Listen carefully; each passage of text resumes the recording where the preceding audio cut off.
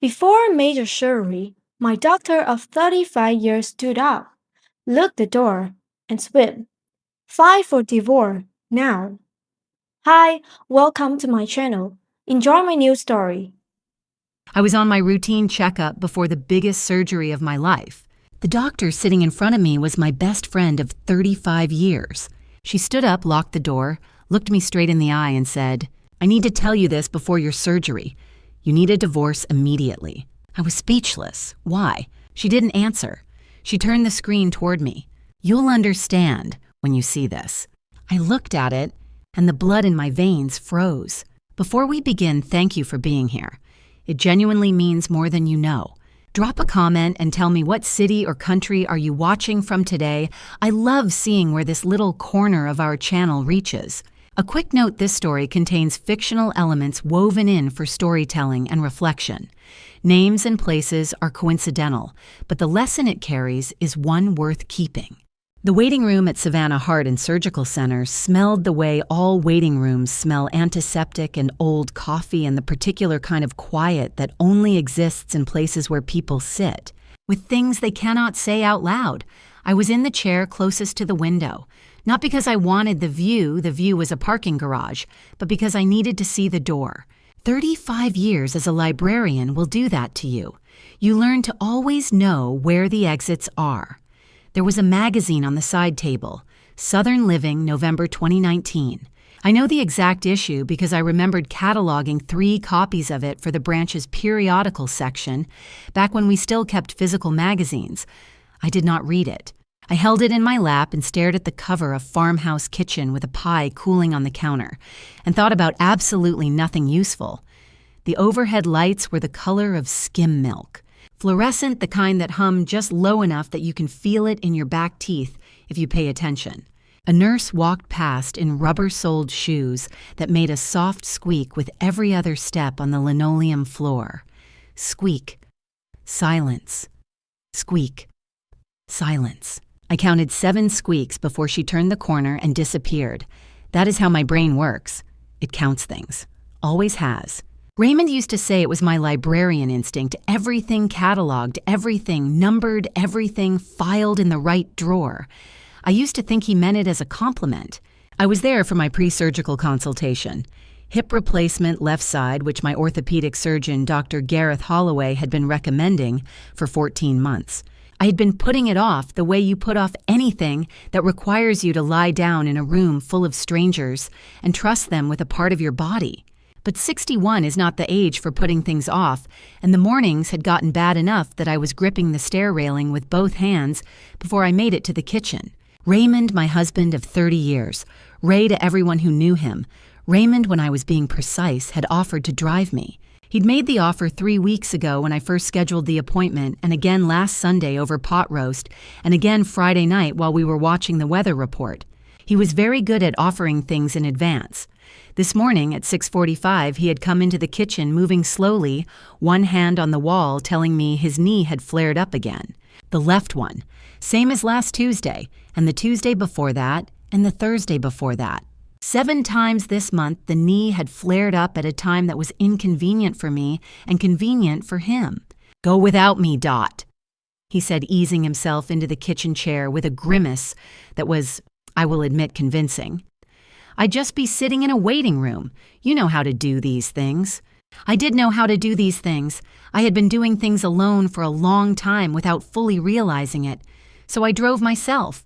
30 minutes down Abercorn Street with a thermos of coffee and the radio turned to the classical station because I needed something that would not ask anything of me. The January fog was still low over the marsh when I crossed the bridge, the kind of thick gray that makes Savannah look like a city at the bottom of a river.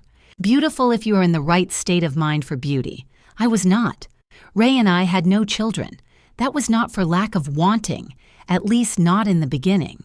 There had been years, a long stretch of them in our late 30s and into our 40s, when the absence of a child was the loudest thing in our house. We never talked about it the way people talk about grief because it was never quite grief.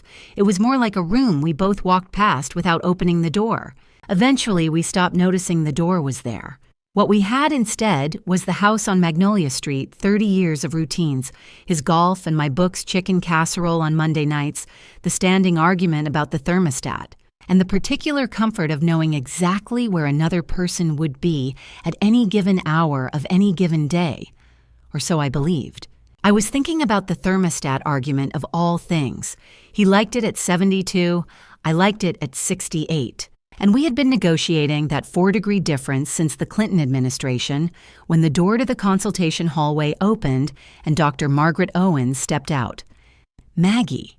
We had been friends since our sophomore year at the University of Georgia, which meant we had been friends for 35 years, which meant I knew every version of her face. The version she used with patients she was worried about. The version she used at faculty dinners when she was bored. The version from the night her mother died when she called me from a hospital parking lot, and I stayed on the phone with her until 2 a.m. She was wearing the version I had never seen before. She smiled when she saw me. It was a real smile, or it was trying to be. But her hands, Maggie always had steady hands. It was one of the things that made her a good cardiologist. Her hands were not steady. She held her clipboard against her chest like it was something she needed to hold on to. Dot. She crossed the room and hugged me brief and tight. How are you feeling?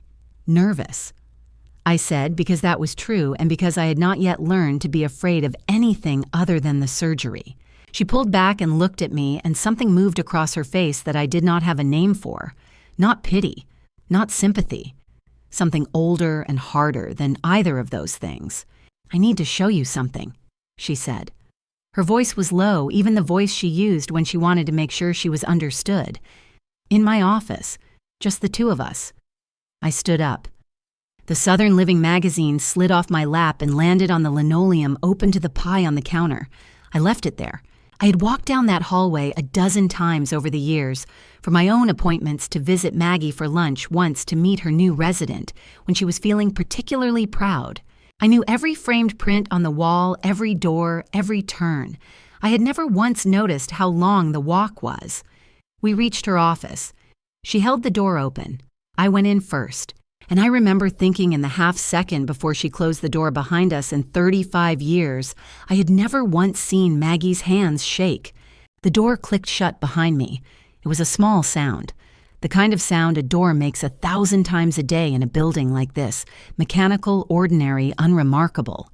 But in that particular moment, in that particular hallway, it landed in my chest like something with weight. Maggie had a saying back at UGA, one of those things she repeated so often it became part of the furniture of our friendship.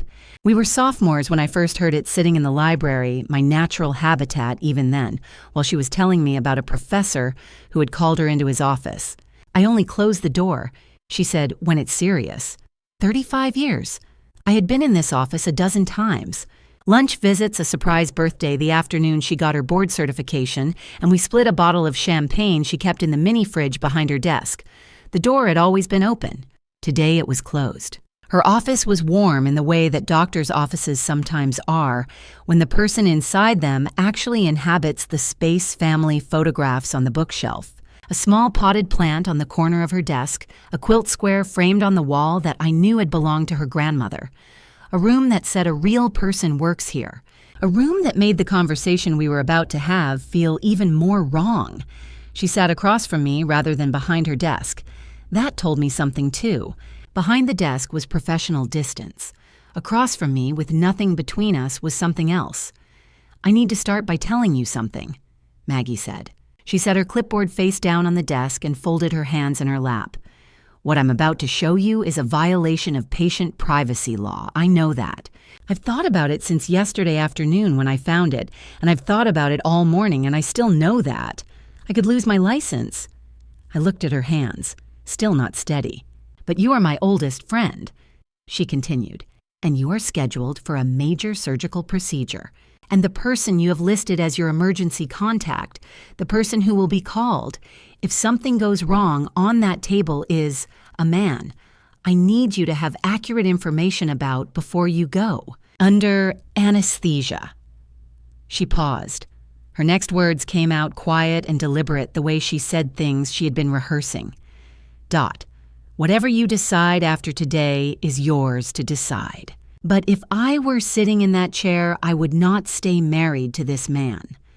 She held my gaze for a moment. Now let me show you why. She turned to her computer.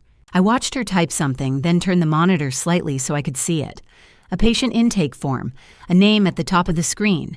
Brianna Hollis, 28 years old, obstetrics patient 7 months pregnant. And there in the fields below her name, under emergency contact and financial guarantor, typed in plain black letters on a white background, Raymond Thomas Callahan, our address, Ray's cell phone number, the number I had dialed 10,000 times in 30 years, the number I had called from hospital waiting rooms and grocery store parking lots, and the side of the road when I had a flat tire outside of Pooler in 2018, and he came out in the rain without complaining. I read it twice, then a third time.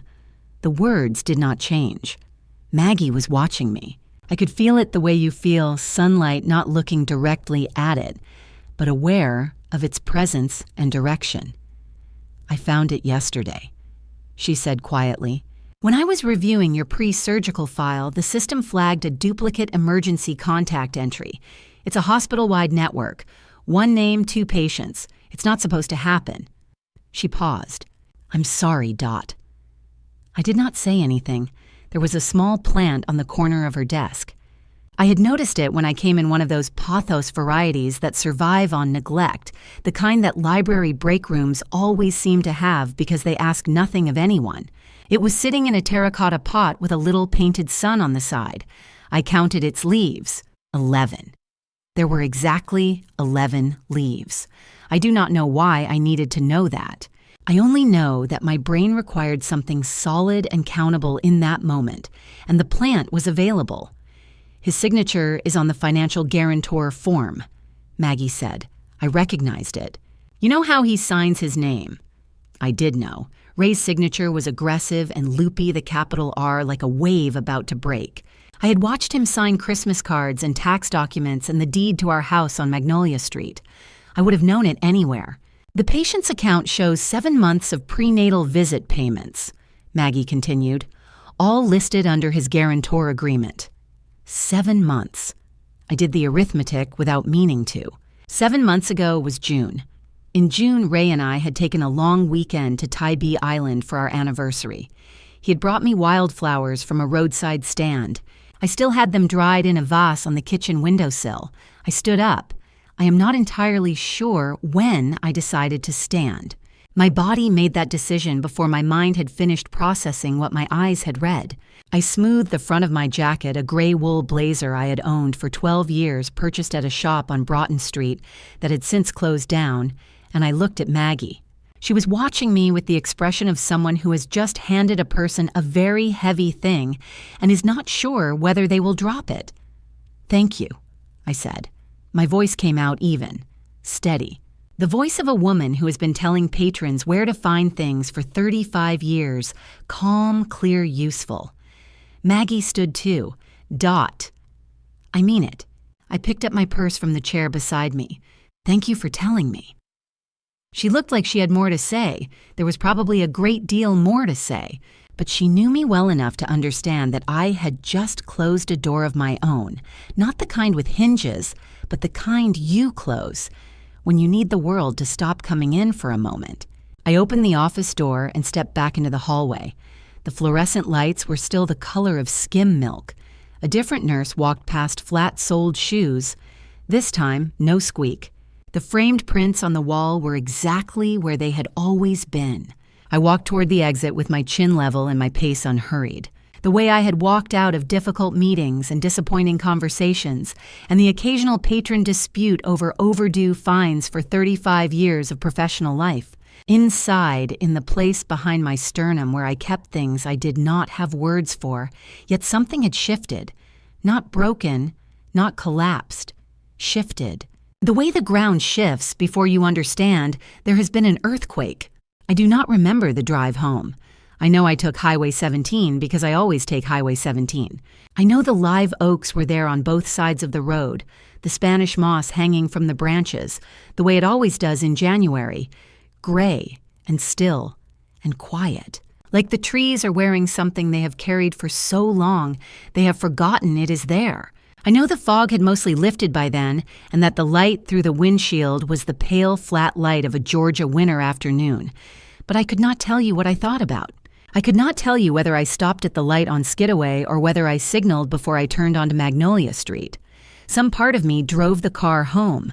The rest of me was still sitting in Maggie's office counting 11 leaves on a pothos plant and reading a name on a computer screen.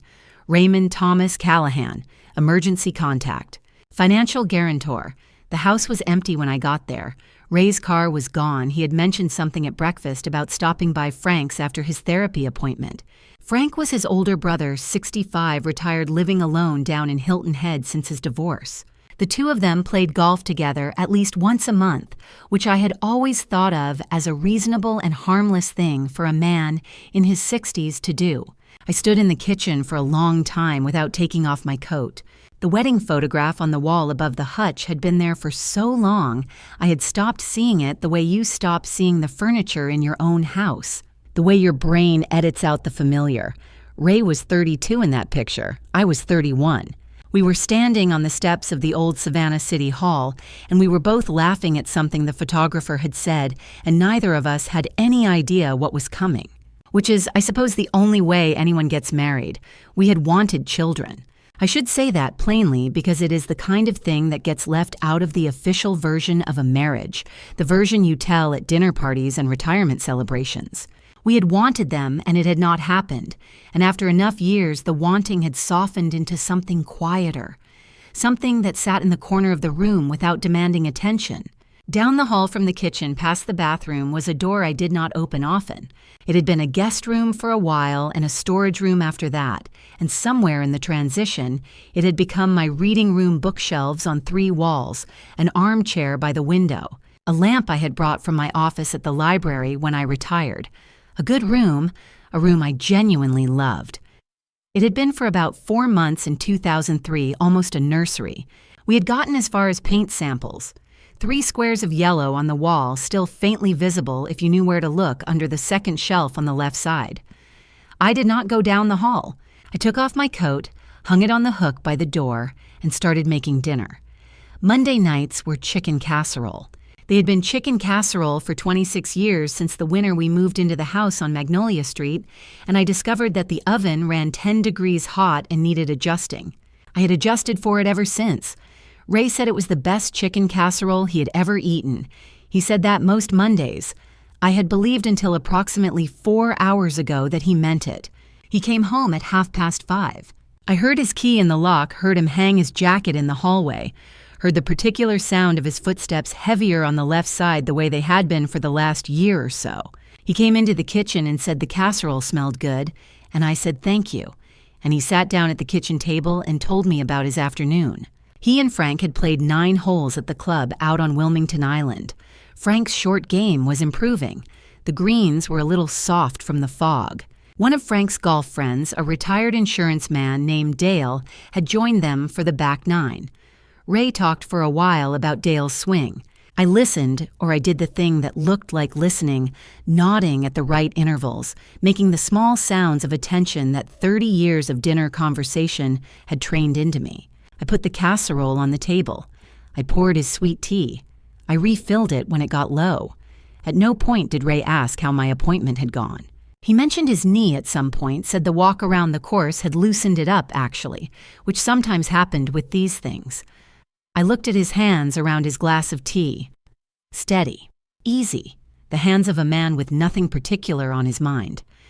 We watched the evening news after dinner. I washed the dishes. Ray fell asleep in his chair before the weather report, which was a thing he had been doing for at least 10 years, and which had always faintly annoyed me. Tonight, I was grateful for it. I sat at the kitchen table after the news ended and looked out the window at the back garden. January had stripped most of it bare, the hydrangeas cut back the rosemary, the only thing still fully green, a ceramic pot I kept meaning to move still sitting by the back step. The garden looked the way I felt, present but stripped down, waiting for something to come back. I thought about the yellow paint squares under the second shelf. I thought about 30 years of chicken casserole. I thought about Raymond Thomas Callahan emergency contact financial guarantor listed in a hospital database next to a 28-year-old woman I had never heard of until this morning. And I thought, how much of this was real, not the grief of it. Not yet. Just the question. Plain and honest and impossible to put back once it had been asked how much of what I believed about my own life was actually true. I turned off the kitchen light and went down the hall to the bathroom. I closed the door. I turned the lock, a thing I never did. Ray and I had not locked doors against each other in 30 years. I opened my contacts and pressed the name I had pressed more times than I could count over the last 35 years. 2 rings. Then, hey Dot. Patricia Webb.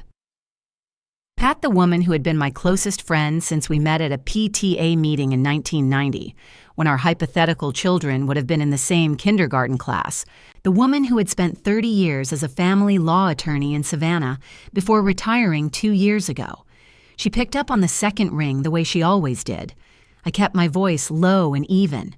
Pat, I need your help, and I need you to not say anything until I'm done talking. A brief silence. Then quietly, I'm listening. She was at my kitchen table by 8:15 the next morning. That was Pat for you. I had called her at 11 the night before, spoken for 22 minutes in a locked bathroom while Ray slept down the hall. And by the time I finished, she had said 3 things. Don't confront him. Don't change anything. And I'll be there at 8. Patricia Webb had spent 30 years in family law, which meant she understood at a cellular level that the distance between suspicion and standing in a courtroom was entirely a question of documentation. She had brought her own coffee, black in a thermos she carried everywhere, which I had always found both practical and slightly eccentric. She set it on my kitchen table next to the yellow legal pad she had pulled from her bag, a sharpened pencil laid across it at a precise diagonal.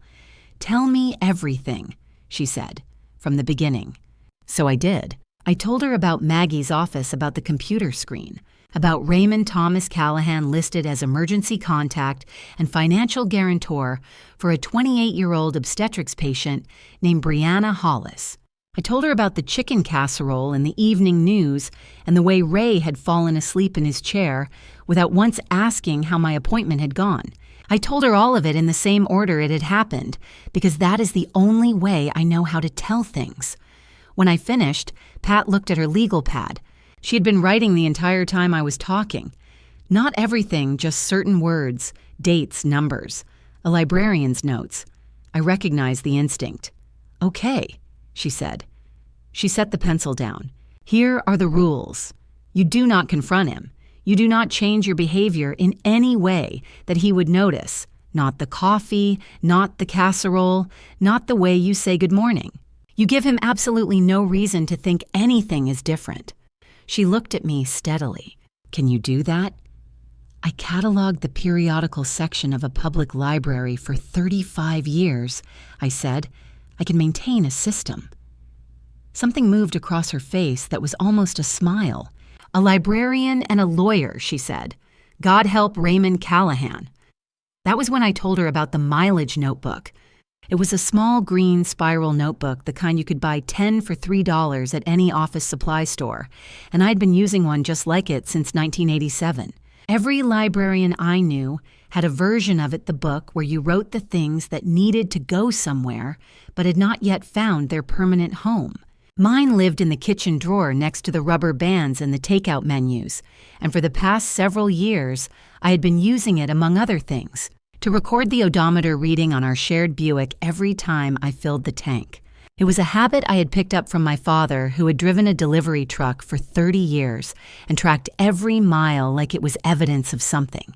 I had never thought of it as anything other than a sensible domestic practice, until this morning. I got the notebook from the drawer and set it on the table next to Pat's legal pad. Ray drove a separate car, a gray Chevrolet Equinox he had bought 4 years ago, which he said was easier on his knees than the Buick. He filled his own tank, which meant I did not have his odometer numbers directly, but I did have his gas receipts. We had a shared checking account, and I had always been the one who balanced it.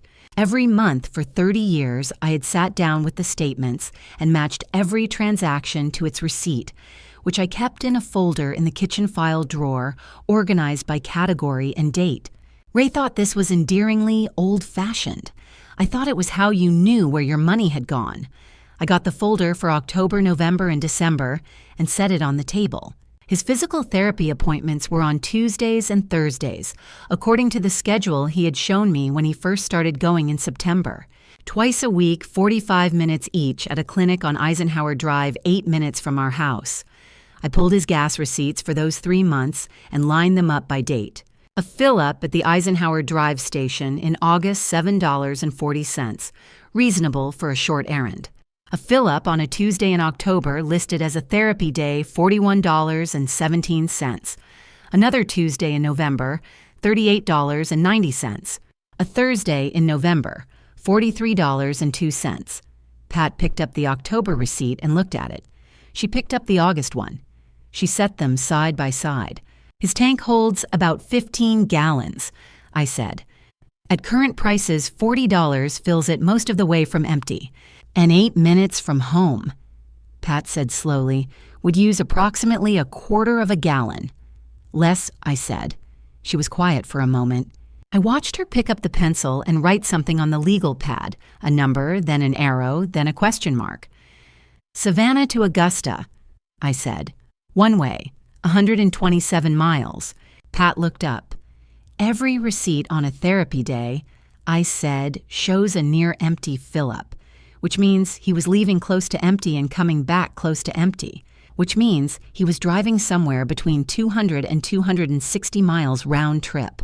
On days, he told me he was going 8 minutes down the road. I had lined the receipts up in chronological order while I was talking, 16 of them over 3 months. 16 Tuesdays and Thursdays when Raymond Callahan had driven the equivalent of Savannah to Augusta and back and told me he had been sitting in a chair having someone work on his knee. Pat looked at the receipts for a long time. Then she set down her pencil and tapped one finger slowly on the table, a rhythm I recognized the particular tap she made when she was working through something she had not yet fully assembled. Dot, she said. There's something else we need to check. She looked up. Does Ray still have that old coat, the dark wool one he wears in winter? I looked at her. The one he wears on his therapy days, she said. Wednesday came and went without opportunity. Ray was home by 4 in the afternoon earlier than usual, and he spent the evening at the kitchen table going through some paperwork he said was related to their car insurance renewal. I made dinner. We watched television.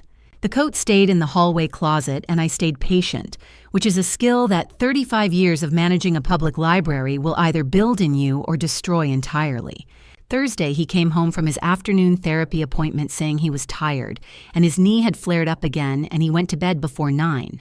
I heard his breathing change that particular deepening that meant he was genuinely asleep by 9:30. The house was quiet in the way old houses get quiet at night. The grandfather clock in the hallway marked the half hour. Outside, the January crickets were doing what Georgia crickets do, which is make noise regardless of the season and without apparent concern for the temperature. I had lived with that sound for 30 years. Tonight, it felt like company. I got up from the reading chair, set down my book, and went to the hallway closet.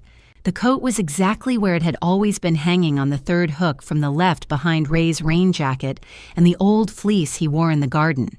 Dark charcoal wool, a little worn at the left cuff, the kind of coat a man buys once and keeps for 15 years, because it still works, and there's no reason to replace a thing that still works. Ray had owned it since at least 2010.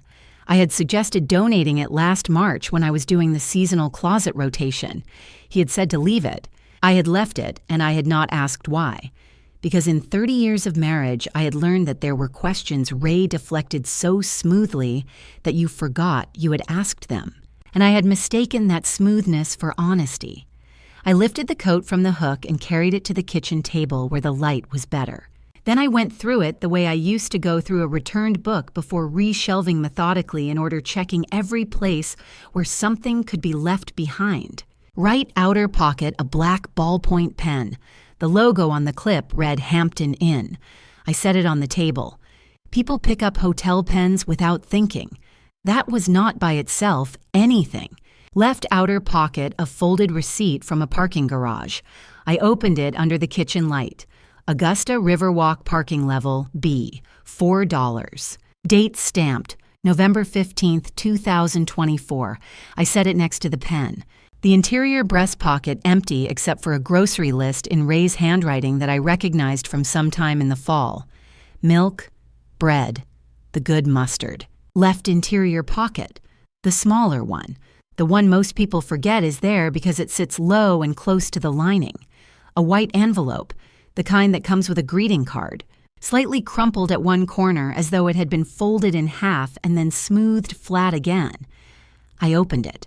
Inside was a single receipt printed on thermal paper, the way medical office receipts always are.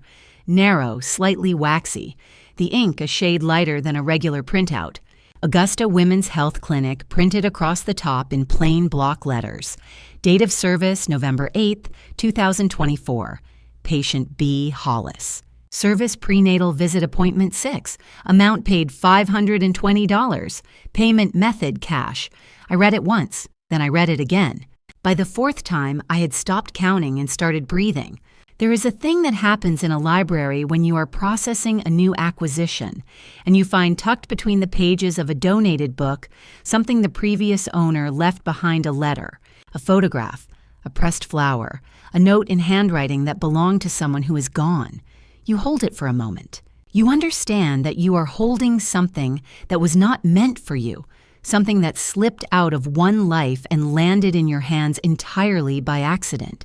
That was what this felt like, except that it had not been an accident, and it had not slipped. $520 in cash. Appointment 6, which meant there had been at least 5 before it. A patient named B. Hollis, who was 7 months pregnant, whose emergency contact was listed in a hospital database under my husband's name at my address with my husband's telephone number. I took my phone from the pocket of my robe and photographed the receipt. Then I photographed the parking stub. Then I folded them both back exactly as I had found them, the receipt into its envelope, the envelope into the left interior pocket, pressed flat, the parking stub into the left outer pocket, the Hampton Inn pen back into the right outer pocket. I carried the coat back to the hallway and hung it on the third hook from the left behind the rain jacket and the fleece. Then I went back to the kitchen and sat for a while with the light off, looking out at the garden. The rosemary was still green. The ceramic pot by the back step had not moved. I had found what Pat and I were looking for, which meant the investigation was no longer theoretical. It was a receipt on thermal paper with a name and a date and an amount, and it was real. And I had known Raymond Callahan for 32 years, and I still had not figured out when exactly a person decides that this is the kind of man he is going to be. Friday morning, Ray came down to the kitchen wearing the charcoal coat. Going for a walk, he said. Clear his head. Maybe go as far as Forsyth Park and back. Forsyth Park was 6 blocks away. I watched him go down the front steps, get into his Equinox, and pull out of the driveway. I stood at the kitchen window for a count of 10. Then I picked up my keys. I had never followed anyone before in my life. That sounds like the beginning of a confession, and I suppose it is. I want to be honest about what I was doing on that Friday morning in January, because it would be easy to dress it up as something more dignified. Research due diligence, the systematic verification of a hypothesis. But the plain truth is that I was a 61-year-old woman in a 12-year-old Buick LeSabre following her husband down Abercorn Street at a distance of 3 car lengths, and there was nothing dignified about any of it. Ray took the interstate. I stayed back and let a white pickup truck sit between us, which felt both practical and faintly absurd. The morning was clear and cold, the kind of January day that Georgia produces occasionally, as if to remind you that it is technically winter pale blue sky. Bare stretches of longleaf pine running along both sides of I-20, the light flat and honest. I had driven this stretch of highway before. It ran west through the low country and then up through the pine belt toward the fall line. And on a clear day, you could see a long way in both directions. I kept my eyes on the gray Equinox 4 cars ahead and thought about the last time Ray had asked me to make him ginger tea. 3 Thursdays ago. He had come into the kitchen moving slowly, one hand trailing along the wall, telling me the knee was bad tonight, really bad, the worst it had been in weeks. I had put the kettle on. I had sliced fresh ginger the way he liked it thin enough to be translucent and steeped it for 6 minutes because he said 5 was never quite long enough. I had brought it to him in the good mug, the blue one he had picked out himself at a pottery fair on Tybee Island the summer we turned 50. He was driving 70 miles an hour on the interstate without his hand anywhere near his knee. We drove for 2 hours and 4 minutes. I know because I watched the clock on the dashboard the way I watch things when I need something neutral to focus on. The longleaf pines thinned and the terrain changed, and the signs began to count down the miles to Augusta, and Ray did not stop, and neither did I. He exited on Washington Road and took a series of turns I memorized as I made them left right straight through the light at the intersection with the auto parts store on the corner, then into a residential neighborhood that was not the kind of neighborhood that appeared in Augusta tourism materials. Modest houses, a dollar store, a laundromat with a hand-painted sign, and then at the end of a block lined with older cars and a few bare crepe myrtles. A 3-story brick building with a sign near the entrance that read Magnolia Creek Apartments in letters that had once been gold and were now more of a dull tan. I parked on the street 2 blocks back and turned off the engine. Ray pulled into the small lot beside the building and sat in the Equinox for a moment. Then he got out. He walked to the back of his car and opened the trunk. He lifted out a cardboard box large the dimensions of something that required assembly. With a logo on the side, I could read from 2 blocks away because I have always had excellent distance vision, and the morning was very clear. A crib, or a crib mattress. Something for an infant in any case in a box large enough that a person with genuinely compromised knee joints would have set it down twice before reaching the building. Ray did not set it down once. He carried it in both arms across the parking lot and up the exterior staircase on the side of the building. 14 steps, I counted them. And then I counted them again, because it seemed important to be accurate at a pace that I can only describe as the pace of a man who does not have a knee problem.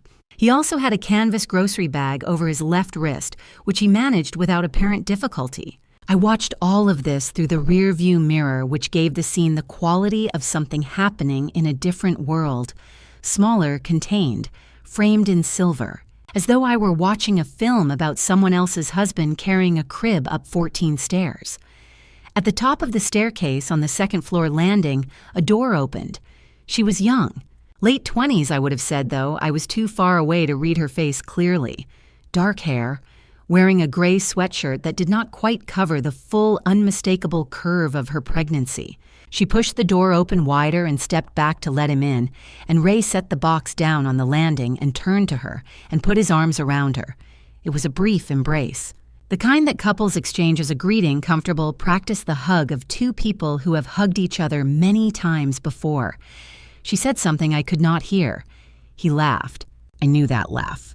I had been listening to it for 30 years across kitchen tables and living room couches and the front seat of a series of cars, and it sounded exactly the same from 2 blocks away through a rear-view mirror as it had always sounded from 3 feet away in our bedroom on Magnolia Street. They went inside. The door closed. I sat in the Buick for a while. 14 steps. I had counted them twice, which meant I was confident in the number.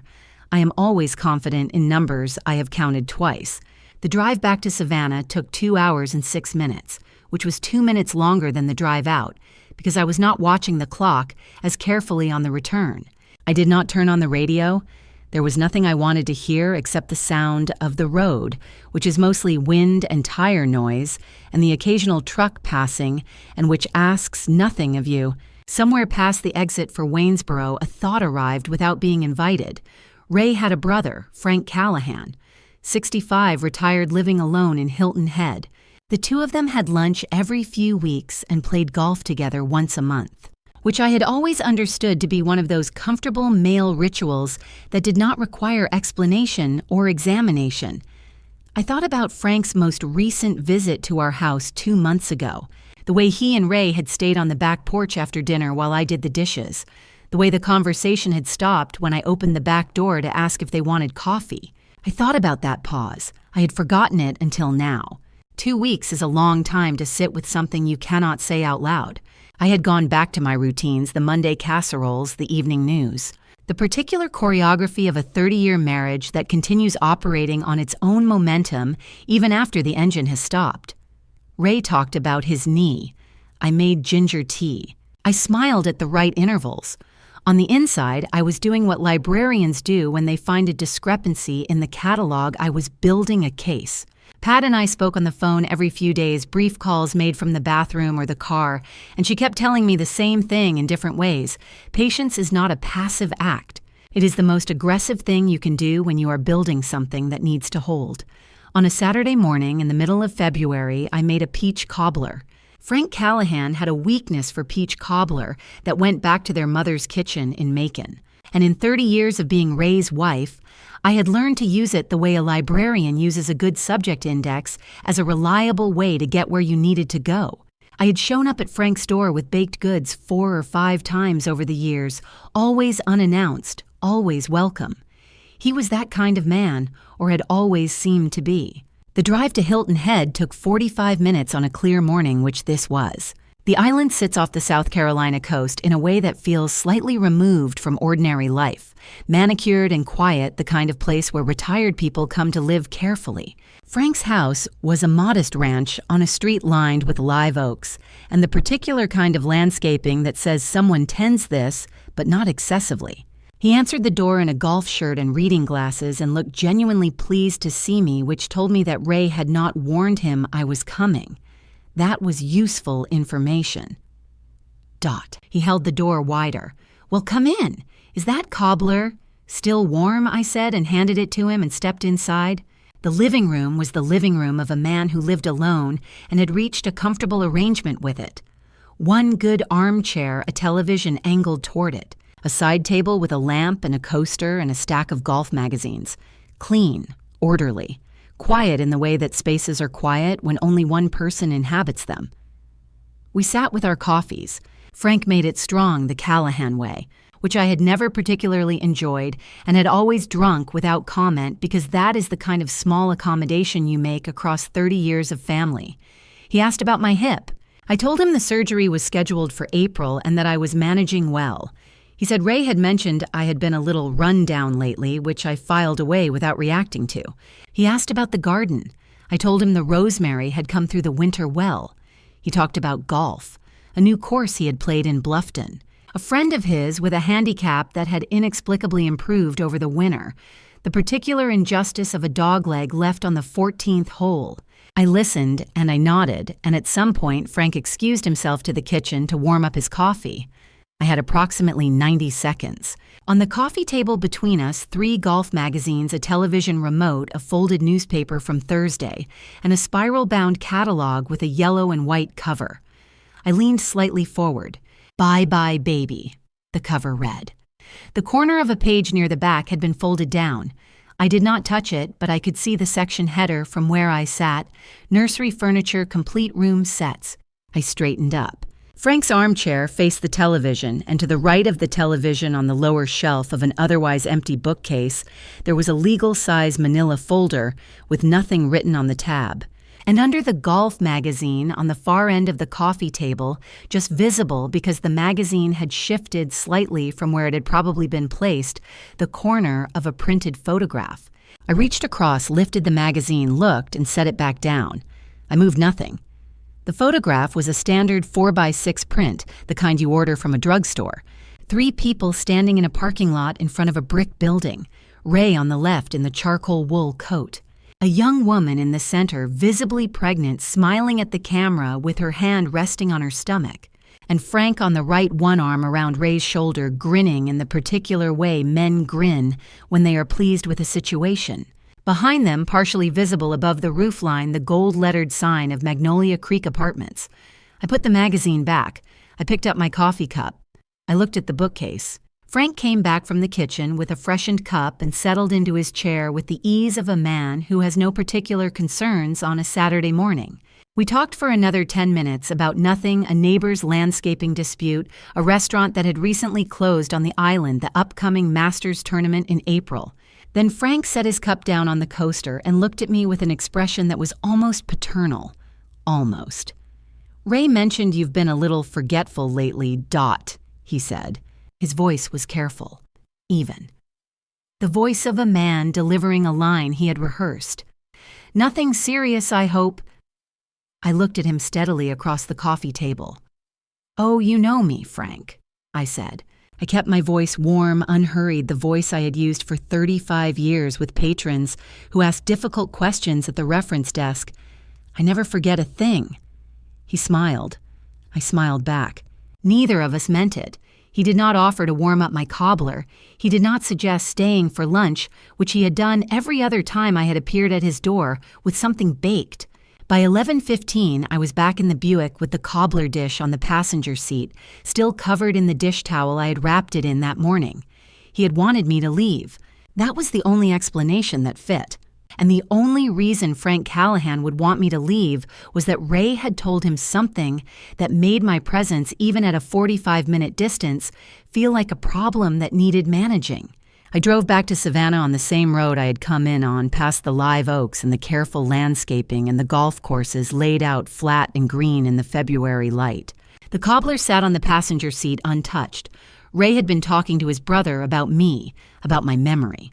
I turned that over in my mind the way you turn over a book you have not yet decided whether to catalog, and somewhere on the bridge back to the mainland, I understood that whatever was coming next was larger than a receipt in a coat pocket and a name on a hospital screen. This was not a man who had made a mistake and was hoping it would stay hidden. This was a man who was building something, and he had been building it for a while. A week after Hilton Head, I sat at my kitchen table and told Pat everything. She listened the way she always listened, without interrupting, without changing her expression. One hand around her coffee thermos and her eyes on the middle distance in the particular way that meant she was assembling what she heard into something she could use. When I finished, she set the thermos down. "The forgetful comment," she said. "That's what I keep coming back to. Ray told his brother you were losing your memory." She said it flatly, not as a question. "Before you had any symptoms, before any diagnosis, before any doctor has said a single word to you about cognitive decline." "Yes." Pat looked at the table for a moment, then she looked at me. "Dot, we need to check the safe." I had known it was coming. I had known it since the drive back from Hilton Head, somewhere on the bridge over the marsh, when I had understood that whatever Ray was building had structural elements I had not yet found. Pat was right. The safe was the next logical place, and I was a librarian. I believed in following the catalog to its conclusion, even when I did not want to know what was shelved at the end of the row. The safe was a small, fireproof box, the kind you could buy at any hardware store, bolted to the floor of the closet in Ray's home office behind a row of hanging files. I had known it was there since he installed it in 2019. I had never opened it or asked to open it because in 30 years of marriage, we had maintained certain boundaries the way neighbors maintain property lines, not out of suspicion, but out of the mutual understanding that some spaces belonged to one person and some to the other. I had been very respectful of Ray's property lines. The day before Thursday morning, while Ray was eating his toast, I had told him I wanted to review his important documents before the surgery. Just in case, I said, "You know how I worry. The anesthesia, the recovery, anything could happen, and I would feel better knowing I could access whatever we needed." I said it in the voice of a woman who was slightly uncertain, slightly concerned, the voice of someone whose thoughts moved a little slower than they used to. Ray had given me the combination without hesitation, 4 numbers. I wrote them on the back of a grocery receipt and put it in my pocket, and I thanked him, and I asked if he wanted more coffee, and he said yes, and I poured it. That evening, he left for Frank's at 6. Golf, he said, or the planning of golf, some discussion about a trip to Myrtle Beach they were considering for the spring. He expected to be back by 9. I waited until 6:30. Then I went to his office. The safe opened on the second try. I had transposed the 3rd and 4th numbers the first time, which says something about the state of my hands, though I will not dwell on it. Inside a shallow metal tray on top and below it, the main compartment. In the tray, Ray's passport updated 2 years ago. The deed to the Magnolia Street house, which I had known about. A small envelope containing what appeared to be his parents' wedding rings. A folded document that turned out to be an old insurance policy from the 1990s, long expired. In the main compartment, 3 stacks of cash bound with rubber bands. I counted them carefully the way you count anything you need to be accurate about. $23,000 in mixed denominations, mostly hundreds and fifties, clean and flat and arranged with a neatness that suggested they had been placed there deliberately over time by someone who thought about the arrangement. Behind the cash, a plain white envelope the business letter size with 2 letters written on the front in Ray's handwriting. BH below that underlined once deposit. And behind the envelope, resting against the back wall of the safe, a single key on a plain metal ring, no label, no identifying mark. Small. The kind that opens a residential lock. I photographed everything in sequence before I touched anything the interior of the safe. The cash in position, the envelope, the key. Then I picked up the key and photographed it separately, both sides close enough to capture the manufacturer's marks along the blade. I put it back. I put the envelope back. I arranged the cash as I had found it and closed the tray. I shut the safe and spun the dial and went back to the kitchen. I sent the key photographs to Pat with a message that said only, "Can you find out what this opens?" She called back in 20 minutes. I heard something in her voice before she said a word, a particular quality of controlled steadiness that I recognized from the few times over the years she had called to tell me something difficult. "The key belongs to Magnolia Creek Apartments in Augusta," she said. "Unit 2B, I had a contact pull the county lease records." She paused. "The lessee is Raymond Thomas Callahan. 24-month lease. It started February of 2023. I sat down at the kitchen table. February 2023. 2 years ago, almost exactly. 2 years ago, Ray and I had taken a weekend on the Savannah River for our 28th anniversary. A dinner cruise, slow and warm, the city lights moving past on both sides of the water. He had held my hand on the upper deck and looked out at the river and said in the voice he used when he meant something 28 years, "And you're still my favorite person." I had believed him. I sat at the table with my phone in my hand and the kitchen going dark around me as the last of the February light left the windows. And I thought about Brianna Hollis in her apartment at Magnolia Creek, and I wondered what she had been doing in February of 2023, when Raymond Callahan was holding my hand on a riverboat and signing a lease with her name on it. The Wednesday after I found the safe. I was in the back garden at 7 in the morning with a watering can and no particular plan beyond getting through the next hour without thinking about lease agreements. The January cold had eased into the particular ambiguity of a Georgia February, not warm, not quite cold, the kind of weather that cannot commit to anything which I found under the circumstances appropriate. The rosemary was thriving. The hydrangeas were still bare. I had been meaning to divide the hostas along the back fence since last fall and had not gotten around to it, which was the kind of small domestic failure that suddenly seemed very minor. Dot. Eleanor Whitfield's voice came over the fence from the east side of the yard, warm and familiar, the voice of a woman I had been listening to across that same fence for 8 years. I turned and waved. My hand was shaking. I noticed it the way you notice something at the edge of your vision peripherally, without wanting to look directly at it. I shifted the watering can to my other hand and kept smiling, and Eleanor waved back and said something about the camellias on her side coming in early this year, and I agreed that they were looking very fine, and she went back to whatever she had been doing. And I stood in my garden with a watering can in one hand and everything I knew about Eleanor Whitfield rearranging itself very slowly in the back of my mind.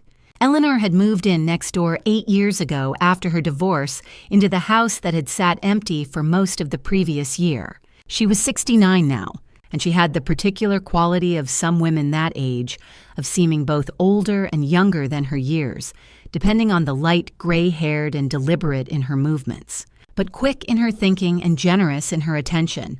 She brought soup when I had been sick. She kept a spare key to our house. She and I had walked together most mornings for 6 years down to Forsyth Park and back until her knee had made the longer route difficult. If Ray was my husband, Eleanor was my village. That was how I had thought of it. That was the word I used without irony for a long time. I was using the past tense now, which told me something I was not yet ready to examine directly. Ray had a doctor's appointment that afternoon, a follow-up with his cardiologist, or so he said, scheduled for 2 o'clock. I had watched him leave at 1:45 in the Equinox and waited 15 minutes after the sound of the engine faded before I went to his office. I went through the desk the way I went through everything left to right, top to bottom, each drawer treated as its own discrete section, before moving to the next. The system was not intuitive to most people, but it was the system that had kept the periodical archive of the Savannah Public Library in order for 2 decades, and I trusted it. Top left drawer, utility bills organized by date. A checkbook, I recognized 2 golf scorecards. A collection of pens that had accumulated the way pens do in the drawers of people who never throw anything away. Standard domestic material.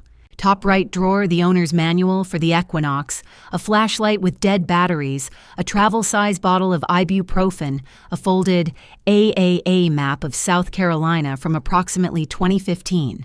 Middle left auto insurance documents current, a folder of warranties for appliances we no longer owned. Middle right empty, except for a single rubber band and a birthday card I had given him in 2021, which I did not look at for long. Bottom left hanging files labeled in Ray's handwriting.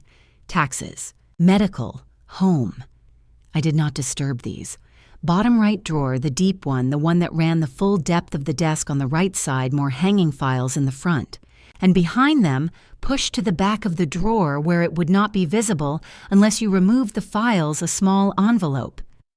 Green, the shade that Eleanor used for her correspondence, a particular sage green she had ordered from a stationery company in Charleston, the kind of small aesthetic preference that becomes, over years of friendship, as recognizable as a person's handwriting.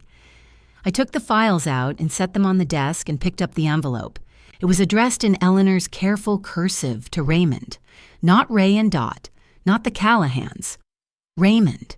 Inside was a note card, the same sage green, folded once. Dear Raymond, I read, I want you to know how deeply grateful I am for what you did for Tommy last spring.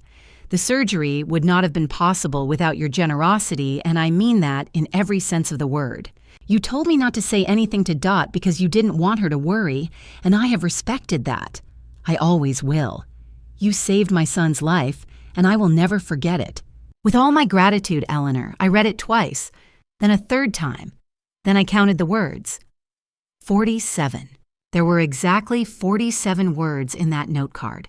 And I needed to know that the way I had needed to know there were 11 leaves on Maggie's pothos plant and 14 steps up the staircase at Magnolia Creek Apartments. Because when the important things stop adding up, you count the unimportant ones just to confirm that arithmetic still works. $8,000. That was the figure Pat had confirmed through Ray's own account transaction records, 2 withdrawals drawn within the same week last April listed only as personal transfers. A spinal procedure in Columbia, Pat said based on the billing address attached to the transfer. She had not needed anyone's medical file to find it. The money had left our account. That was enough. $8,000 paid by a private individual, no insurance claim filed. Ray had given Eleanor $8,000. He had told her not to tell me. She had written him a thank you note on sage green stationery, and he had kept it in the back of his bottom desk drawer and every morning for however many months. Eleanor had waved at me over the garden fence and asked about my hydrangeas. I folded the note card back into its envelope and returned the envelope to its position behind the hanging files. I replaced the files. I closed the drawer. Then I picked up the watering can from where I had set it beside the desk. I had carried it in with me, out of habit apparently, and I walked back through the house to the garden. Eleanor was still on her side of the fence, deadheading something along her back wall. She looked up when I came out and gave me the same smile she had given me every morning for 8 years. Open and easy, the smile of a woman with nothing to hide. I smiled back. We stood on opposite sides of a fence in the thin February light, 2 women in late middle age tending our separate gardens. And between us there was a silence that had nothing to do with the absence of words. I had been standing inside that silence for months. I understood now without knowing it was there. I finished watering the rosemary. I went back inside. I needed to call Pat.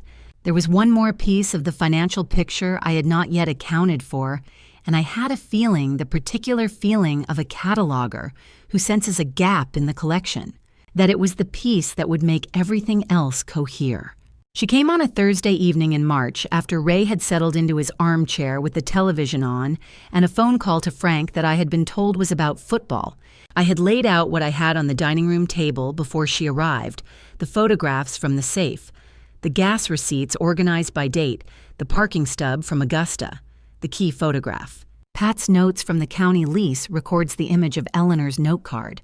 It covered approximately 2/3 of the table surface, which I had always used for company dinners and holiday gatherings and the occasional large puzzle on winter afternoons.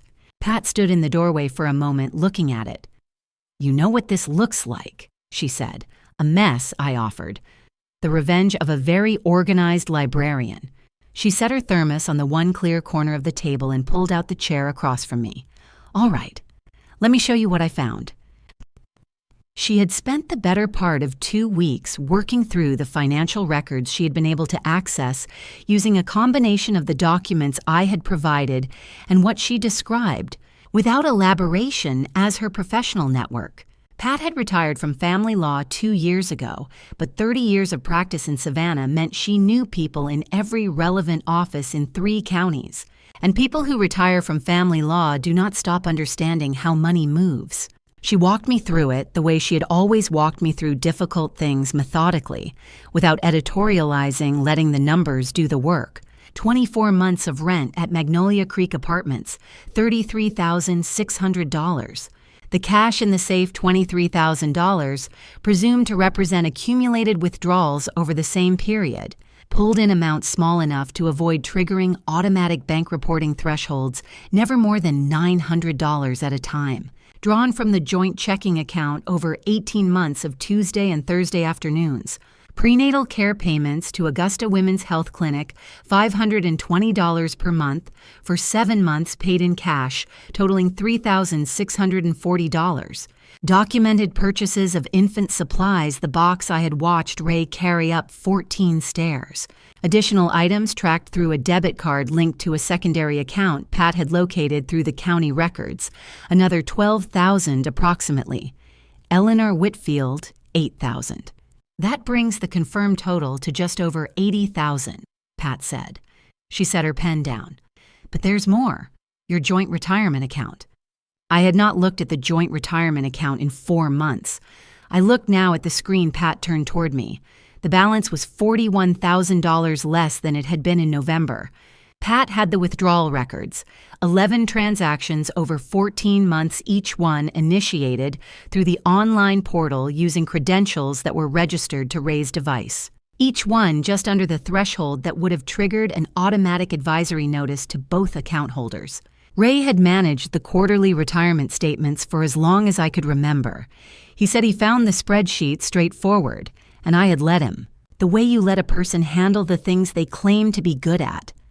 I had signed what he put in front of me and trusted the summary he gave me afterward. That is the kind of thing that seems reasonable for 29 years and catastrophic in the 30th. The total, combined with everything else, brought the figure to just over $94,000. I looked at the number for a while. $94,000 was 35 years of a public librarian's pension contributions and deferred compensation and the particular kind of careful, unglamorous financial discipline that comes from spending your working life in a profession that has never paid what it should. It was also, I was aware, recoverable. Pat had already said as much, had already begun outlining what the financial disclosure requirements in a Georgia divorce proceeding would mean for Ray's obligations.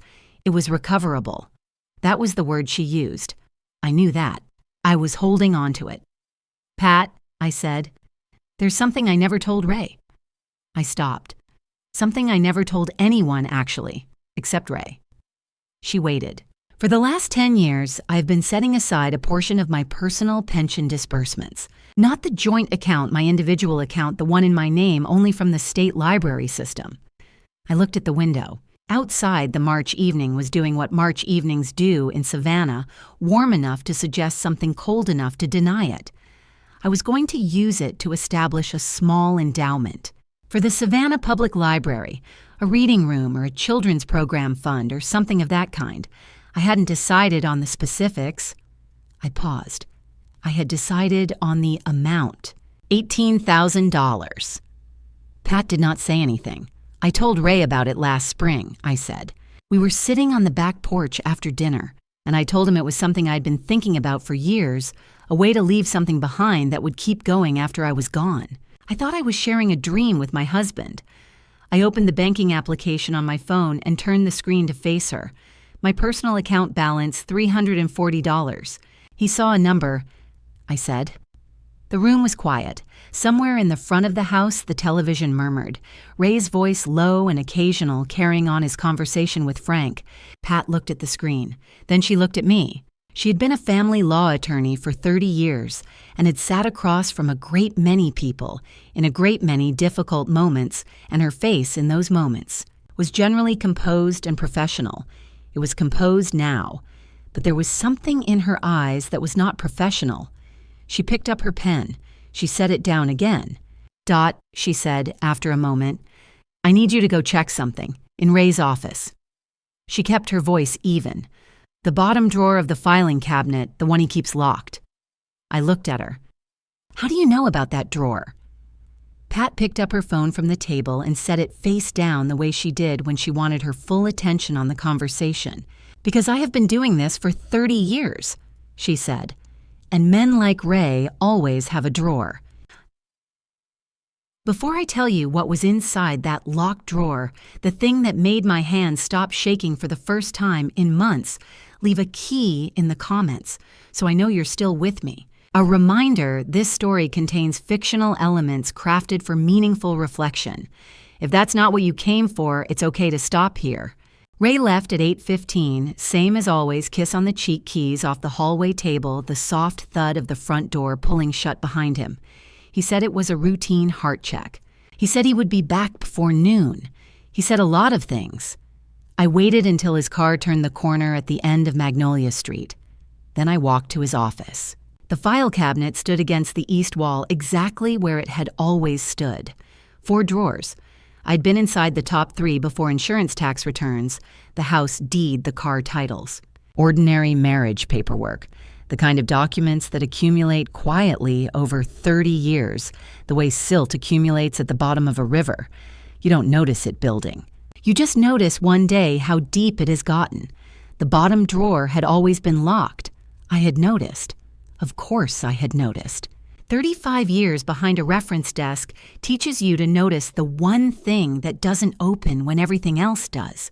I had filed the observation away under a heading I hadn't yet named, and I had left it there, until last night when I found the small brass key on Ray's car ring while hanging his coat. Plain old-fashioned, the kind with a bow you could loop a ribbon through. So ordinary, it was almost invisible. I stood in front of the cabinet now, and I did what I had done before every new file box in 35 years of library work. I breathed in. Slow and deliberate, the way Mrs. Carroll had taught me. Settle your mind before you open anything new. 35 years of that habit. It had never once prepared me for what was actually inside. I put the key in the lock and turned it. The folder was blue. Standard 2-inch gusset, the kind we used at Bull Street for oversized acquisitions. On the tab in Ray's careful handwriting, Legacy Planning Draft.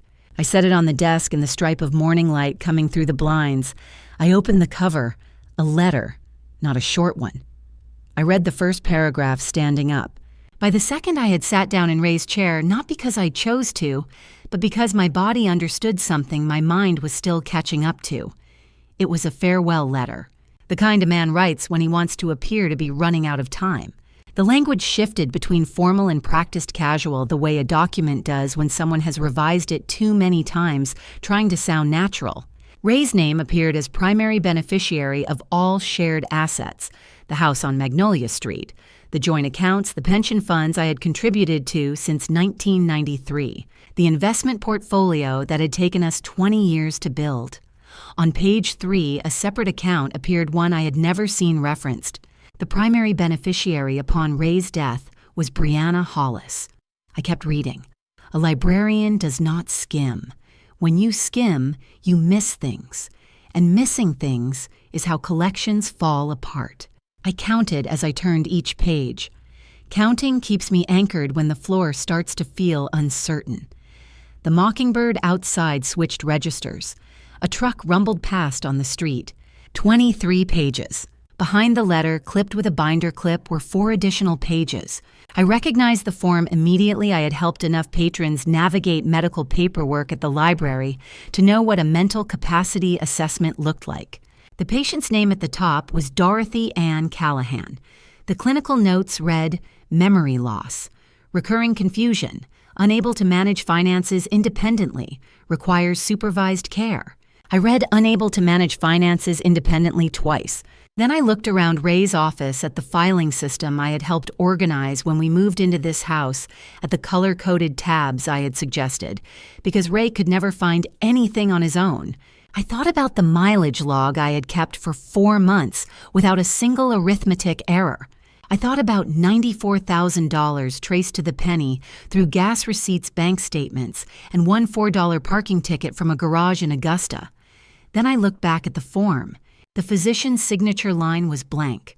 No name, no date, no license number. It had not been signed, not executed. In the state of Georgia, it was worth exactly as much as any other piece of paper with ambitions and no authority behind it. But it told me with complete precision what Ray had been building toward, what he had been planning while I made his ginger tea and handed him his evening pills and asked how his knee was feeling.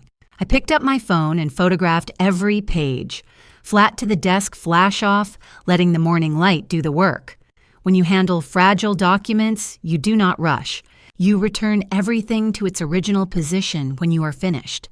The final page had a handwritten note in the bottom margin. A list 4 facility names in the greater Savannah area, 2 of them well past the neighborhoods where anyone I knew would think to visit regularly. Beside each name in Ray's handwriting, price matters, far enough, good online reviews, 3 names circled in red.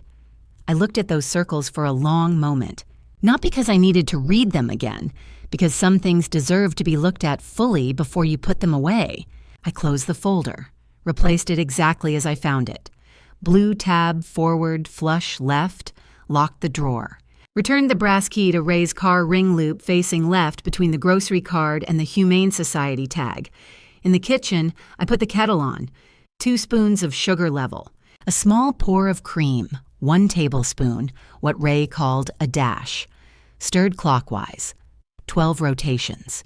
30 years of making it exactly this way, not because anyone asked, but because I had paid attention and remembered. I stirred. 12 rotations. My hand did not tremble. There had been a Tuesday in February when I sat on the bathroom floor for 11 minutes because my hands would not stop shaking. There had been the drive back from Augusta with my fingers white on the steering wheel and nothing on the radio but road noise and pine trees. This morning, my hand was steady. I set the mug on the counter and looked out the window at Eleanor's tulips coming up along the fence, bright ordinary, right on time. Somewhere in this marriage, there was still one more file I hadn't opened. I could feel it the way you feel the gap in a catalog, a call number with nothing behind it, a shelf that doesn't add up. But I was close now. I could feel that, too. Ray held my hand at 6 a.m, like a man who had nothing to hide. That was the thing about Raymond Callahan. He had always been good at the gesture. The hand holding the cheek, kiss the murmured reassurance delivered in exactly the right tone, at exactly the right moment. 30 years of marriage, and he had never once fumbled the performance. I used to think that was a kind of love. Sitting in that hospital bed in my paper gown, the IV line taped to the back of my left hand, and the pre-op nurse moving quietly around the room. I thought about how long it had taken me to understand the difference between a man who loves you and a man who is very good at appearing to. "I'll be right here when you wake up, Dot," he said. "I promise." I have heard Ray make a great many promises over 30 years. I stopped counting them somewhere around year 12 when I realized the count was not the useful number. The useful number was how many he kept. That number was considerably smaller, and it fit easily in one hand, the same hand he was holding at 6 a.m, in a hospital room that smelled of antiseptic and recycled air. But I held on anyway. Some habits are very difficult to break even when you know exactly what they are. In the final minutes before they wheeled me back, I did what I imagine most people do before surgery. I took inventory. Not of my affairs. Pat had those well in hand, organized in a manila folder in her home office on Jones Street, with my signature on the relevant documents and her paralegal's initials on the rest. Not of the 23 pages in Ray's bottom drawer, or the 4 unsigned medical forms, or the 3 nursing home names circled in red. Those were filed away in the part of my mind where I kept things that required action rather than feeling. What I took inventory of was smaller than that. The particular slant of early morning light through the window of room 4. The way the warming blanket felt against my feet. The sound of the monitors steady and indifferent. The ceramic mug I had left on the kitchen counter at home Ray's coffee, 2 sugars, a dash of cream, stirred clockwise sitting there in the quiet house on Magnolia Street. I thought about the room at the end of the upstairs hallway, the one we had painted pale yellow in 1999 and called the guest room every year after that. Because calling it what it actually was, the room we had prepared and then learned to stop preparing, required a kind of honesty we had agreed silently not to practice. The rocking chair still in the corner, the empty bookshelf I had filled with library discards just to give it something to hold. I thought about $18,000 in a savings account Ray did not know existed, set aside over 11 years, in amount small enough not to be noticed intended for the Savannah Public Library Endowment Fund. The only thing I had ever built entirely alone. I thought about 14 stairs at Magnolia Creek Apartments and a man with 2 supposedly bad knees climbing them twice without stopping. Then the anesthesiologist said my name, and the ceiling lights went very bright, and then they went out entirely. I came back slowly the way you surface from deep water, aware of pressure before you are aware of anything else. The recovery room was dim and cool. A monitor beeped somewhere to my left at a pace that suggested everything had gone according to plan. The clock on the wall read 4:17 in the afternoon. I turned my head. The chair beside the bed was empty. Not temporarily empty, the kind of empty a chair gets when someone steps out for coffee and will be back in 4 minutes. This was a settled emptiness. The chair had not been occupied recently. The pillow I had asked the nurse to put on it that morning so Ray would be comfortable during the wait was still centered and undisturbed. My phone was on the bedside table. I reached for it, which cost me more than I expected. One message received at 2:14 p.m. while I was under anesthesia and could not read it. Stuck with Frank. Will be there by 6. Hope it went well. Hope it went well. I set the phone face down on the blanket and looked at the ceiling. She's awake. Maggie's voice from the chair on the other side of the bed, the one I had not looked at yet. I turned my head the other direction, and she was there, still in her white coat, a coffee cup in her hand that had long since gone cold. She had been there, I would learn later, since the moment doctor. Harmon came out of the OR to say the surgery had gone cleanly and without complication. She had been there for 3 hours. "Hey," she said, "you did great." I looked back at the empty chair. 30 years. That was the number I had always used to measure this marriage, the weight of it, the length of it, the investment of it. 30 years of the same coffee order and the same side of the bed and the same route to church on Sunday mornings. 30 years of presence so consistent it had become indistinguishable from permanence. But permanence is not the same thing as presence, and presence is not the same thing as love, and I had spent 30 years confusing all 3. The chair was empty. He had left before I went under. He had been gone the entire time. And the thing that broke me open, quietly and completely, was not the betrayal I had been cataloging for 4 months, not the receipts or the cash or the 23 pages or the nursing home names circled in red. It was the realization, simple and total, that he had already left long before I found any of it. That I had been alone in this marriage for years and had simply not had the right documents to prove it. I cried. Not loudly, I have never been a loud person. Just the kind of crying that happens when something you have been holding at a precise and careful distance finally closes the space between you. Maggie put down her coffee and took my hand, the one without the IV, and she did not say anything, which was exactly right. After a while, I stopped. Maggie squeezed my hand. "What do you need, Dot?" I looked up at the ceiling. The monitor beeped its steady, reliable rhythm. "I need to go home," I said, "and I need to check the attic." 3 weeks after hip surgery, my doctor had a specific list of things I was not supposed to do. Climbing stairs beyond the first floor was on that list. Kneeling on hard surfaces was on that list. Lifting anything heavier than 10 pounds was on that list. Ray had never climbed to the attic in 11 years because of his knees. I pulled down the attic stairs myself, one-handed, on a Tuesday morning in early May, and I went up. The attic smelled the way attics do when they have been left alone, long enough old paper cedar, the particular stillness of air that hasn't moved in years. A single window on the south wall let in a narrow column of light, thick with dust, that turned slowly in the draft from the open hatch below.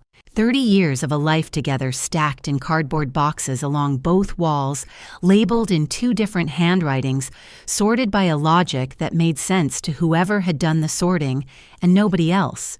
I had come for the photo albums, the ones from the early years, 1995, 1996, the first apartment on Price Street before we bought the house on Magnolia Street because Pat had asked if I had photographs of Ray with Frank from that period, and I had said, "I thought so. I thought they were up here somewhere."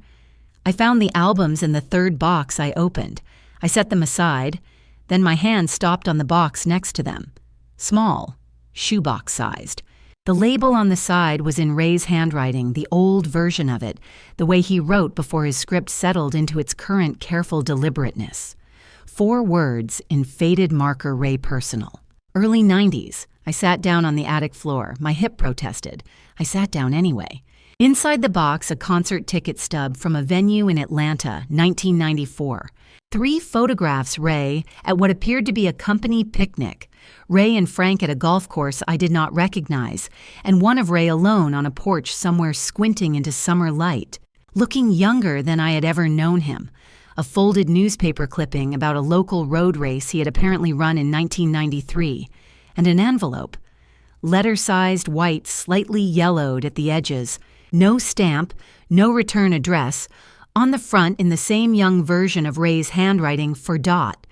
I turned it over. The flap had never been sealed. Inside were 3 pages of lined notebook paper, handwritten dated March 14, 1997. I read the first line. Then I set the letter flat on my knee and looked at the attic window for a moment at the dust moving in the light, at the slow turning of particles that had been undisturbed for years, and then I picked it up and read the rest. Ray had written the letter in the 2nd year of our marriage. The handwriting was less controlled than I knew it, the sentences longer the way people write when they are trying to outrun something. He had met someone, he wrote, in the 1st year, not after the wedding, before it, toward the end of the engagement, when everything was already decided and the invitations had already gone out and the deposit on the reception hall was already paid. He had not ended it before the wedding the way he should have. He had ended it in the spring of 1996, and he had not told me, and he had been carrying it since. He wrote that he had started the letter 4 times. He wrote that he was keeping it because he was not yet brave enough to say it out loud but needed it to exist somewhere outside of him. He wrote that I was the best thing that had ever happened to him, which I noted was not the same thing as saying he deserved me. The 3rd page was shorter than the first 2, 3 paragraphs. The last one contained her name. Her name is Sandra Hollis. She lives in Savannah. I don't see her anymore. I don't know if that makes it better or worse. I read the name twice. Then I sat very still on the attic floor and let the name settle into its proper place, the way a heavy object settles when you set it down carefully on an uneven surface, shifting slightly, adjusting, finding its balance. Hollis. I took out my phone, not to call anyone, not yet. I opened the photos folder and scrolled back past the pictures of Ray's documents, past the Augusta apartment exterior, past the Magnolia Creek apartment sign, to the older photographs I had scanned 2 winters ago when I was organizing the albums downstairs. I found the one I was looking for on the 3rd scroll, a snapshot from what I estimated was 1994 or 1995 before Ray, before the house on Magnolia Street, before most of the things that had defined the shape of my adult life. 2 women standing outside what had been the Savannah College of Art and Design building on Bull Street. both of them squinting into the same kind of summer light that Ray was squinting into in the photo from his box. One of them was me, younger and narrower, in a dress I had forgotten I owned. The other woman was Sandra. I had known Sandra before Ray. We had met through a mutual friend at a faculty reception in 1992 and stayed close for nearly 15 years. She had gone through a difficult period in the late 1990s, a pregnancy she had not planned, the father absent by her account money, tight enough that I had given her $3,000 from savings without calling it a loan because I knew she would not take it if I did. She had raised her daughter alone. She had died of ovarian cancer in the spring of 2010 at 51, and I had sat in the third pew of her funeral and held the order of service with both hands and thought that the world was smaller and colder for the loss of her. Her daughter had been maybe 13 or 14 at the time of the funeral. I had never learned her first name. I looked at the photograph for a long time. Sandra's face open and a little tired in the way she always was in photographs, as if cameras caught her at a frequency other people couldn't see. Then I looked at the letter. Hollis. A late pregnancy, the father absent. Savannah, Georgia, 1997. I folded the letter back into thirds the way it had been folded when Ray put it in the envelope 28 years ago, and I slid it into the pocket of my cardigan. I gathered the photo albums Pat had asked for. I moved to the attic stairs and went down one step at a time, holding the railing with my free hand the way you descend when you are carrying something you cannot afford to drop. In the kitchen, I set the albums on the table. I stood at the counter for a moment. Then I picked up my phone and called Pat. She answered on the second ring the way she always did. "I need you to find something for me," I said. "Brianna Hollis's birth year and the name of her father on the birth certificate if there is one." A pause. Dot. "What did you find?" "Something that changes the question," I said. "I'll explain when I see you, but first I need to find Brianna Hollis, not to confront her. I need to tell her something that only I know. I arrived 20 minutes early the way I always did when I needed to feel like I had some control over a situation. The Waffle House at exit 22, off I-16, was exactly what I needed it to be. Bright loud enough to cover a conversation, and staffed by people who had seen enough of life to ask no questions beyond coffee or juice. I took the corner booth at the back, the one with a clear sightline to the door and the parking lot beyond it. I ordered coffee. I wrapped both hands around the mug, and I waited. Statesboro sat exactly 45 miles from Savannah and 45 miles from Augusta, which was why I had chosen it. Neutral ground. The kind of place where nobody knew your name and the coffee was always hot and the hash browns came exactly the same way, whether you were having the best morning of your life or the strangest one. I had 3 things in my bag: the letter, the photograph of Sandra, and no idea at all where this conversation was going to go. She came in at 10:03 and I recognized her immediately, not from the glimpse outside Magnolia Creek Apartments 4 months ago, but from something harder to name. The way she moved through the door, scanning the room, the set of her shoulders, the particular wariness of a woman who had learned early that rooms full of strangers required assessment before entry. Sandra had moved the same way. Brianna Hollis was 28 years old and 8 months pregnant, and she looked tired in the way that has nothing to do with sleep. She found me in the corner booth and walked over without hesitation and sat down across from me without saying hello. The waitress appeared. Brianna ordered water. The waitress disappeared. "You said you had something I needed to know." Her voice was flat-controlled, the voice of someone who had decided on the drive over that she would not give anything away before she understood what she was walking into. "So say it." I reached into my bag and set the photograph on the table between us. Sandra in 1994 outside the SCAD building on Bull Street, squinting into summer light. Brianna looked at it. She looked for a long time longer than recognition requires. The way you look at something when you are trying to understand not just what it is, but what it means that it is here, in this place, on this table. "That's my mother," she said. "Where did you get this?" "She was my friend," I said, "for about 15 years. Before you were old enough to remember much, I think." Something shifted in her face. Not softened, rearranged. I reached back into my bag and set the letter on the table. 3 pages folded in thirds, the crease line still sharp after 28 years. "This was in my attic," I said. "In a box your mother never knew existed. Ray wrote it in 1997 and never sent it." She picked it up. She read slowly, which told me she was reading carefully, which told me she was smarter than Ray had probably given her credit for. The waitress came back with her water and left again without either of us noticing. Outside in the parking lot, a truck pulled in and a family of 4 got out noisy and ordinary and went through the door at the other end of the restaurant. Brianna set the letter down on top of the photograph. The silence that followed was the particular kind that happens when a person is restructuring something fundamental. I recognized it. I had spent a fair amount of time in that silence myself over the past 4 months. "He told me he'd never really had a family," she said finally, "that the 2 of you were basically just friends who got married for convenience." She said it without inflection, as if she were reading back a statement she had memorized. 30 years of convenience, I said. She looked out the window at the parking lot. Then she looked down at her hands, at the place where her hands rested on the edge of the table above her stomach. "The baby isn't his." She said it the way you say something you have been deciding whether to say for a long time and have finally decided. Quiet. Certain. "I need you to know that. This wasn't what I planned for this to be." I waited. "He thinks it is. I let him think it because I needed help, and he was there, and he had resources, and I told myself it was temporary." She paused. "The father is someone my own age. Someone who isn't, it's complicated. But it isn't Ray. I need you to understand that piece of it."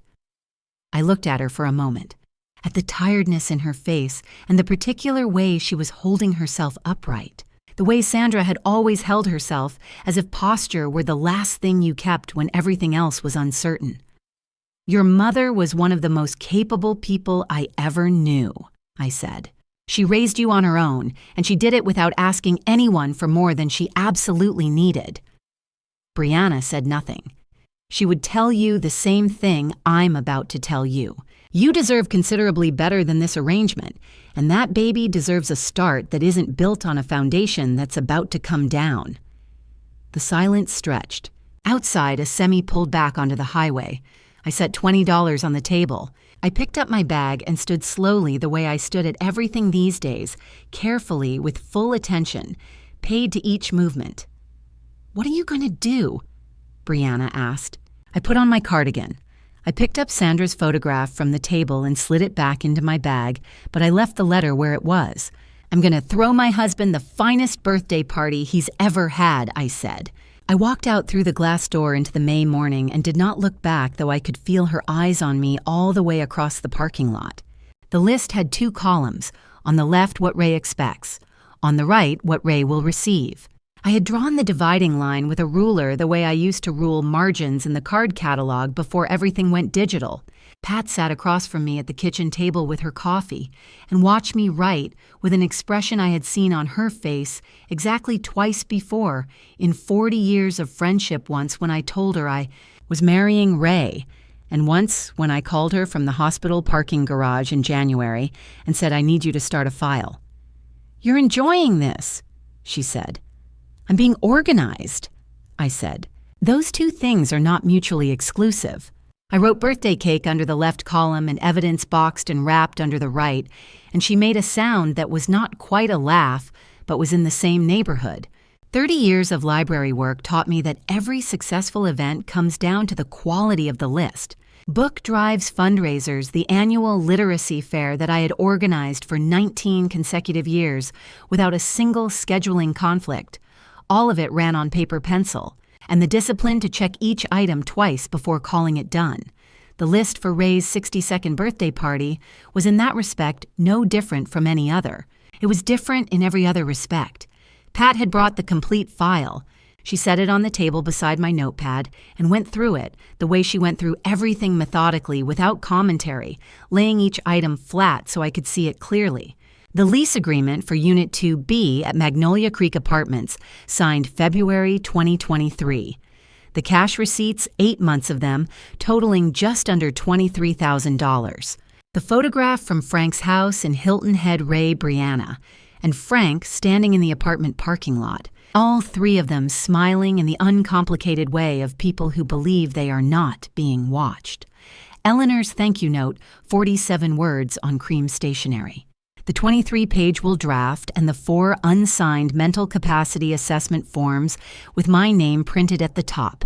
And finally, Ray's letter from 1997, still in its envelope, still unaddressed, still unsent after 28 years. Everything holds, Pat said. The lease is verifiable through Chatham County records. The financial withdrawals are documented through 3 separate account statements. The will is not legally executed, but it establishes intent which matters for the asset fraud claim. She paused. The letter is personal. It won't help in court, but it tells a story. It tells the right story, I said. I had purchased the box 3 days earlier, a sturdy gift box, the kind meant for sweaters or folded shirts with a lid that lifted cleanly. I had wrapped it in dark green paper, the color Ray had always called his favorite. The color of the cardigan he wore every Thanksgiving and every Christmas and every occasion that called for something between casual and formal.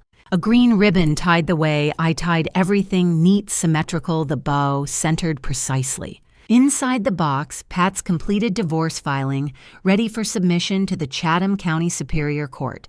Behind it, the complete evidence file organized chronologically labeled with the same tab system I had used in 35 years of library work. Each document in a clear sleeve, each sleeve in a labeled section, the kind of organization that leaves no room for misunderstanding. I closed the lid and set it on the kitchen counter next to the cookbooks. 30 people, I said, returning to my list. Frank and his golf partner, the Hendersons from next door, the Martins from church, colleagues from Ray's old firm. I have 4 names. Eleanor. Pat looked up. Eleanor. Eleanor. I confirmed. She wrote something on her own notepad and said nothing further, which was one of the many reasons I had trusted her for 40 years. I called Brianna that evening from the garden standing between the roses that needed deadheading and the oak tree that had been there longer than the house. She answered on the 4th ring, cautious in the way she had been cautious at the Waffle House assessing the room before entering it. I told her the date, the address, the time. You don't need to come, I said. I want to be clear about that. This is not a summons. But if you want to see Raymond Callahan for exactly what he is, in front of every person who currently believes his version of things, the address is 12 Magnolia Street. Saturday at 6. A long pause. Will he know I'm coming? No. Another pause shorter.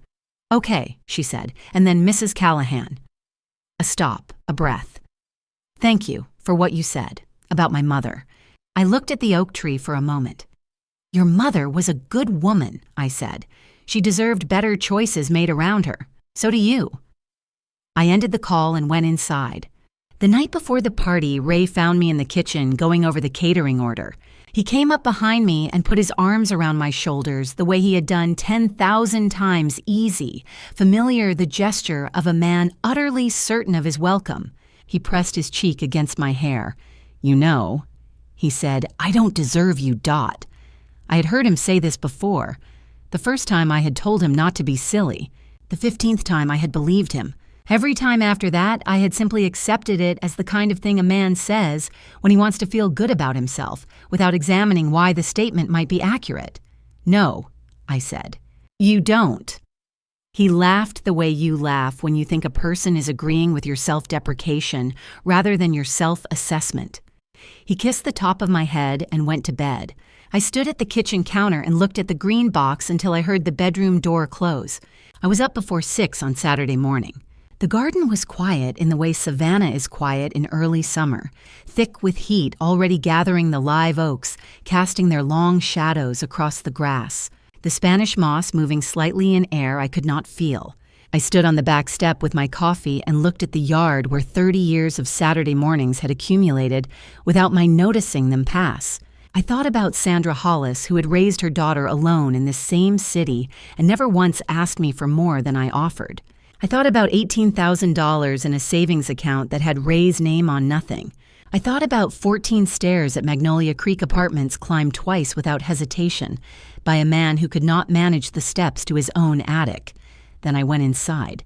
I measured 2 spoons of sugar level, a small pour of cream. I stirred clockwise 12 rotations the way I had made his coffee every morning for 30 years. I set the mug on the counter. This was the last time I would make it this way. I had been planning parties since before Ray knew my name. The first one I ever organized was a retirement celebration for the head librarian at Bull Street Branch in 1991. Folding tables, a sheet cake from Publix, a card signed by 17 people. By the time I married Ray 4 years later, I had organized 11 library events, 2 neighborhood block parties, and 1 surprise birthday for my mother that required coordinating 4 siblings across 3 time zones. I understood the mechanics of gathering people in a space and making them feel at ease. The yard at 12 Magnolia Street looked at 4 o'clock on a Saturday afternoon in June, exactly as I had intended it to look. String lights threaded through the live oak branches overhead. The long table covered in a linen cloth the color of moss, set with the good plates we used for Thanksgiving and Christmas, and occasions that warranted taking them out of the cabinet. The chocolate cake from Bird Cookie Company sat on the far end of the table, 3 layers dark ganache, frosting the kind Ray had requested every year since 1998. The ceiling fans on the back porch turned slowly in the thick June heat. 30 people. 30 folding chairs arranged in the pattern of every party I had ever given, because some things you do the same way, whether it is the first time or the last. This was the 30th birthday party I had organized for Raymond Callahan. I wanted it to be perfect. It was, just not in the way he was expecting. Guests began arriving at 4:15. I stood at the gate and welcomed each one the way I had welcomed them at every other gathering in 30 years, by name with genuine attention, the way you greet people when you have known them long enough to remember something specific about them. The Hendersons from next door, who had been our neighbors for 14 years. The Martins from First Presbyterian, who had sat 2 pews ahead of us every Sunday for a decade. Ray's former colleagues from the architecture firm, 3 of them, who still met him for lunch quarterly and called him the best project manager they had ever worked with. Frank arrived at 4:30 in a blue button-down shirt carrying a bottle of bourbon with a bow on it. He embraced Ray the way brothers embrace at birthdays, the particular combination of genuine affection and performative masculinity that Southern men of a certain generation have perfected. He shook hands with the golf partners. He accepted a beer from the cooler on the porch. Eleanor came through the side gate at 4:45 with a ceramic dish covered in foil, her pasta salad, which she brought to every neighborhood gathering without variation. She kissed my cheek and said the yard looked beautiful, and I thanked her and meant it because the yard did look beautiful. And what Eleanor had, or had not done, had nothing to do with the quality of her pasta salad or the genuineness of the compliment. Ray moved through his own party the way he always did, at ease, expansive, the natural center of any room he entered. He had a beer in his hand and his good linen shirt on, and the particular expression of a man who believes the gathering around him is entirely in his honor and entirely under control. He told the same Augusta golf story he had told at every party for the past 4 years. His colleagues laughed in the right places. Frank laughed loudest. I circulated. I refilled water glasses. I checked that the caterer's assistant had set out the appetizers correctly. I smiled at the right moments, responded to the right questions, laughed at the right jokes. 30 years of practice makes a thing effortless, or at least makes it look that way. Pat stood near the hydrangeas along the south fence with a glass of water, wearing the cream-colored blouse she wore to every professional occasion that required her to appear relaxed while being entirely alert. She did not circulate. She did not need to. Her job at this party was simply to be present, and she was very good at being present. At 10 minutes to 5, I went to the kitchen on the pretext of checking the cake. I stood at the window that looked out onto the back gate, and I waited. At 5 o'clock, exactly, the latch on the back gate lifted. Brianna Hollis came into the yard slowly, the way a person enters a space they have been told they are permitted to enter, but are not entirely certain they belong in. She was wearing a pale blue dress and her hair was pulled back, and she was by any measure unmistakably 8.5 months pregnant. She stood just inside the gate for a moment and looked at the party the way I had looked at Ray's bottom drawer 3 months ago, assessing what she was about to open before she opened it. I watched from the kitchen window. The yard did not go quiet immediately. That is the thing about a moment, it rarely announces itself. Conversations continued. Someone laughed at something near the cooler. The ceiling fans kept turning. It took 30 seconds, maybe a little more. The first person to stop talking was one of Ray's golf partners, a man named Gerald who had known Ray for 12 years and had the particular social awareness of someone who has attended enough corporate functions to recognize when a room's atmosphere has changed. He went quiet mid-sentence and looked at the gate. The second person was the neighbor from 2 doors down whose wife touched her arm and said something I could not hear. Then Frank. Frank saw Brianna and his beer bottle stopped moving. He was lifting it toward his mouth when his eyes found her, and it simply stopped, held in midair at an angle that made no sense for drinking and no sense for setting down. Just stopped suspended while the rest of Frank's body went very still, in the way bodies go still when the brain has received information it was not prepared to process. Ray was facing the hydrangeas. He heard the shift in the room the way you hear weather changing not a sound exactly, but a pressure. He turned to see what Frank was looking at. I watched his face find Brianna. His beer bottle did not stop in midair. It descended slowly and very carefully until it rested on the edge of the table beside him. Both hands then came to rest flat on that table, fingers spread, in the posture of a man who has decided that the table is the most important thing in his immediate environment and that maintaining contact with it is essential. He did not speak. I set down the dish towel I had been holding, walked through the back door across the porch and out into the yard. 30 people, 30 folding chairs. The string lights coming on automatically in the dimming late afternoon, the chocolate cake on the far end of the table. I walked to the center of the lawn and stood where everyone could see me, and I waited for the remaining conversations to finish themselves, which they did one by one, until the yard was completely quiet. A mockingbird called once from the oak tree overhead, then stopped. Everyone, I said in the same voice I had used for 35 years of library programming announcements, clear, unhurried, requiring no amplification. I'd like to introduce someone. Nobody moved. Raymond Callahan had told me the night before that he did not deserve me. He was right. He genuinely was. I want to give him credit for the one true thing he said in the final hours of our marriage. I stood in the center of the yard in the early evening light, and I looked at 30 people looking back at me. And I thought of every party I had ever given in this yard, every table I had set, every occasion I had organized, so that Ray could move through it at ease, the natural center of a room that I had built around him. 29 times. This was the 30th. I spoke in the same voice I used when I needed a room of restless middle schoolers to understand the Dewey Decimal System. Clear, unhurried, carrying without effort. This is Brianna Hollis, I said. She's 28 years old. For the past 2 years, she has been living in Unit 2B at Magnolia Creek Apartments in Augusta, Georgia. The lease on that apartment was signed by my husband. The rent, $1,400 a month for 24 months, was paid from our joint retirement account. 3 sentences. I had written them out the week before and read them back to Pat, who had said that's enough, and I had agreed. Nobody spoke. Gerald Ray's golf partner was staring at a point somewhere between the hydrangeas and the fence.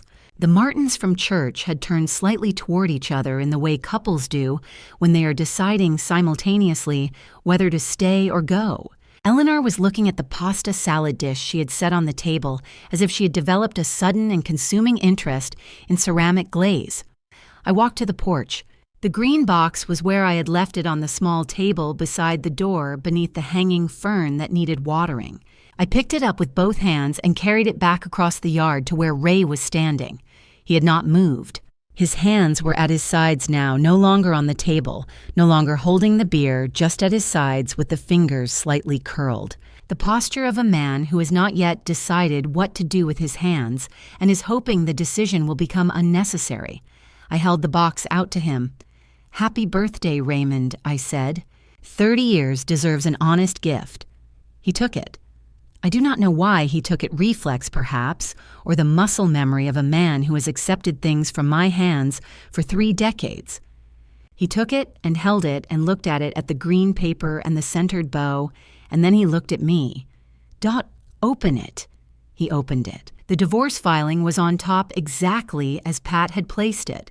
The Chatham County Superior Court header, visible through the clear cover sheet, my name as petitioner, his as respondent, Pat's firm name and bar number at the bottom. Behind it, printed on A3 paper so that every line was legible without effort, the first page of the 23-page will draft.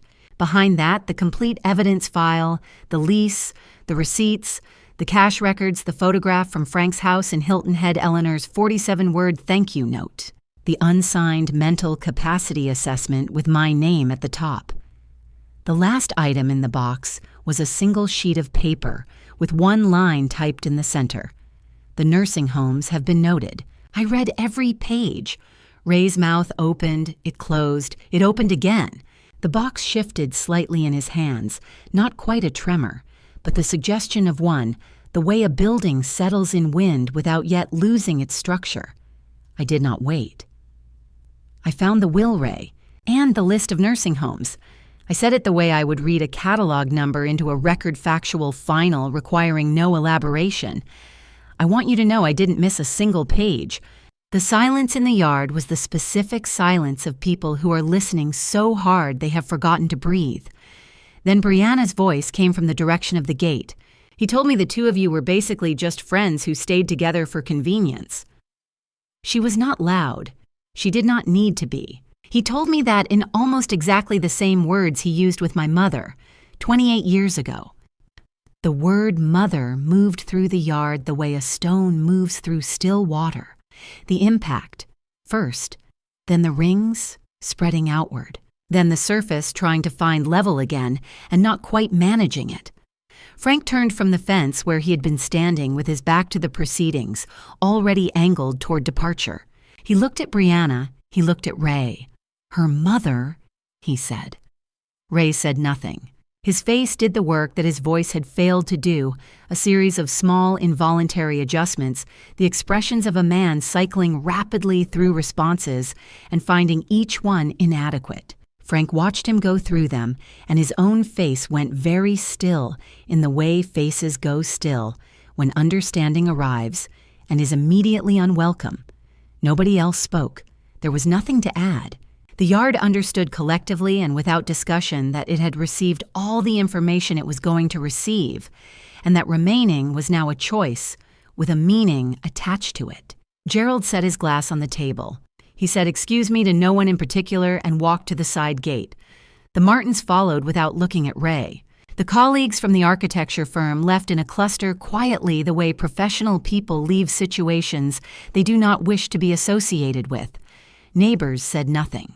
They simply moved toward the exits one by one, with the particular discretion of people who understand that silence is the most eloquent response available to them. Frank picked up the bourbon bottle he had brought. He did not look at Ray. He walked to the gate and threw it, and the latch clicked shut behind him, with the same sound the hospital room door had made in January, definitive mechanical. A sound that does not invite reconsideration. Eleanor stopped at the gate. She turned back toward me and opened her mouth, and I could see her assembling something, an apology perhaps, or an explanation, or simply my name.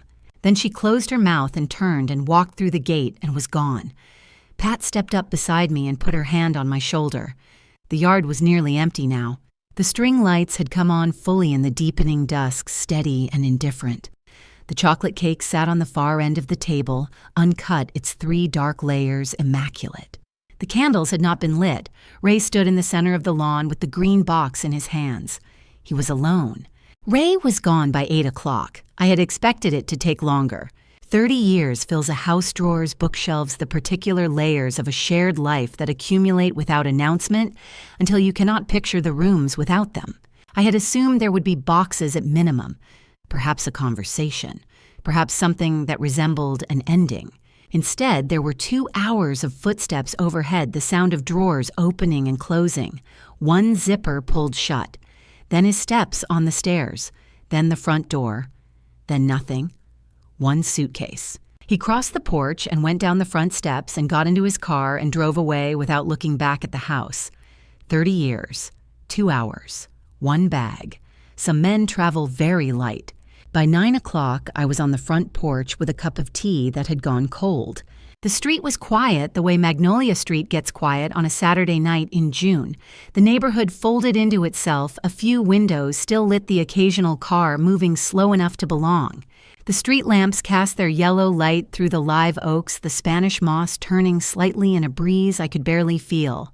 Fireflies moved in the garden the way they always did in early summer, appearing and disappearing in the dark, like small ideas that hadn't yet decided to stay. The jasmine on the trellis was in full bloom. I had planted it the second summer in this house. It had bloomed every June since, indifferent to everything else happening at 12 Magnolia Street. The silence inside was different from the silence of the past 6 months. That silence had been pressurized the specific quiet of a house where something is wrong, and both people know it and neither one is naming it. This silence was cleaner. The silence of a place that had finally said what it meant. Eleanor had not called. I did not expect her to. Some silences are their own kind of answer. My phone rang at 9:14. Pat, "Are you all right?" she said. I considered it honestly, which I had not been able to do in some time. "I think I actually am," I said. "Good," she said. "Get some sleep. I'll call tomorrow." She hung up without ceremony. That was Pat entirely, and it was exactly right.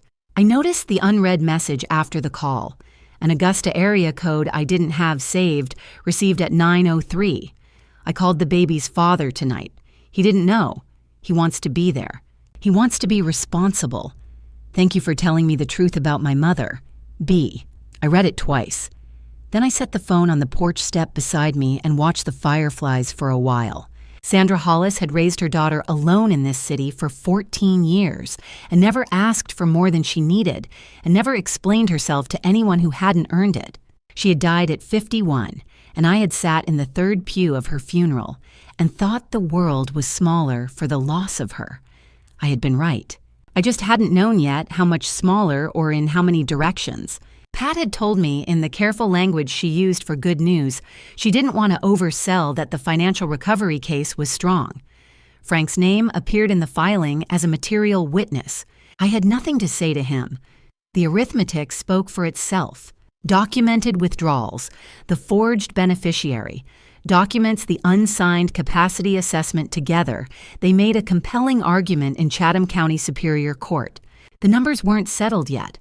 The direction was. The $18,000, the first amount Pat confirmed as recovered from Ray's documented withdrawals, was no longer in question.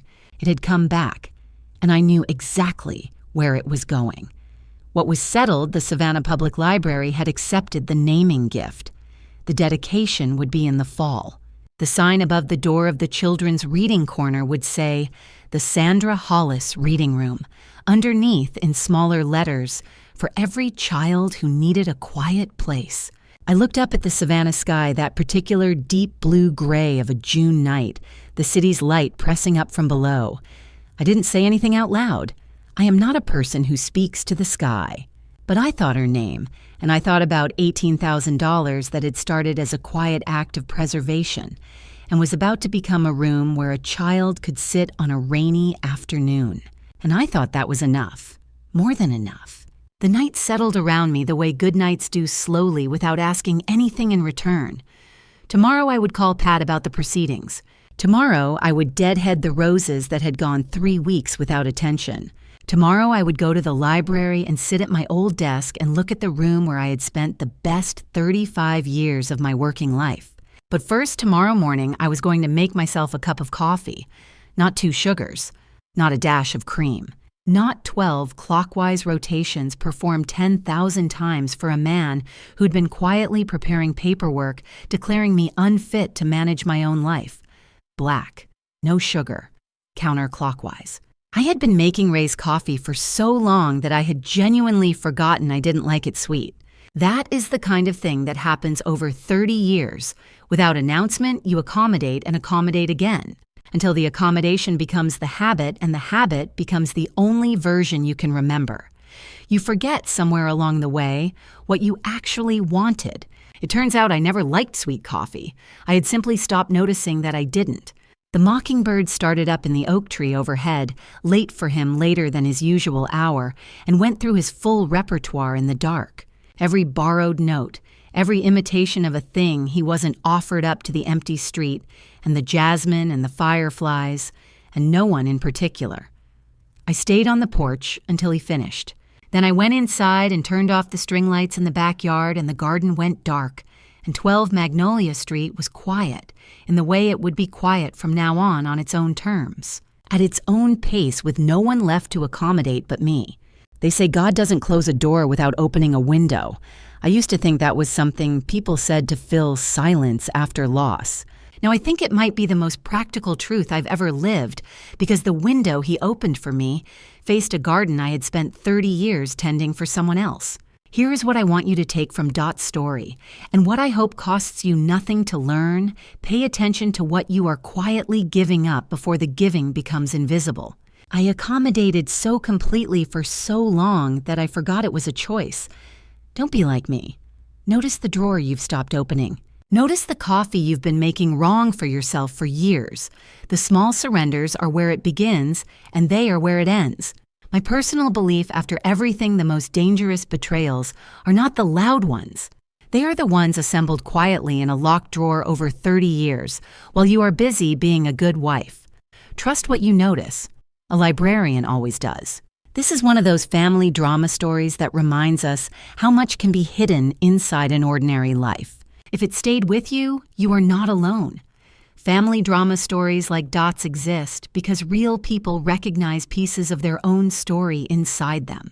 And if you have ever wondered what quiet strength actually looks like, these family drama stories will show you it rarely raises its voice. Because here is the truth about family revenge stories: the best ones are never really about revenge. They are about a woman remembering her own name. If these family revenge stories resonated with you, share them with someone who needs to hear that it is never too late to unlock the drawer. Every one of these family revenge stories ends the same way, with a woman on her own porch finally drinking her coffee the way she actually likes it. If Dot's journey moved something in, you leave a comment and tell me which moment stayed with you longest. Share this with someone who needs it today. And if you want to be here when the next story begins, subscribe, because the next door is already opening and you will want to know what is behind it. Thank you for staying with Dot all the way to the end of Magnolia Street. A note before we continue: the stories ahead contain fictional elements constructed for reflection, emotional perspective, and meaningful conversation. If that is not what you are looking for today, there is no judgment here. Please choose the content that serves you best. For everyone else, I'll see you in the next one. That's all for now. I appreciate you being here. I will see you in the next one.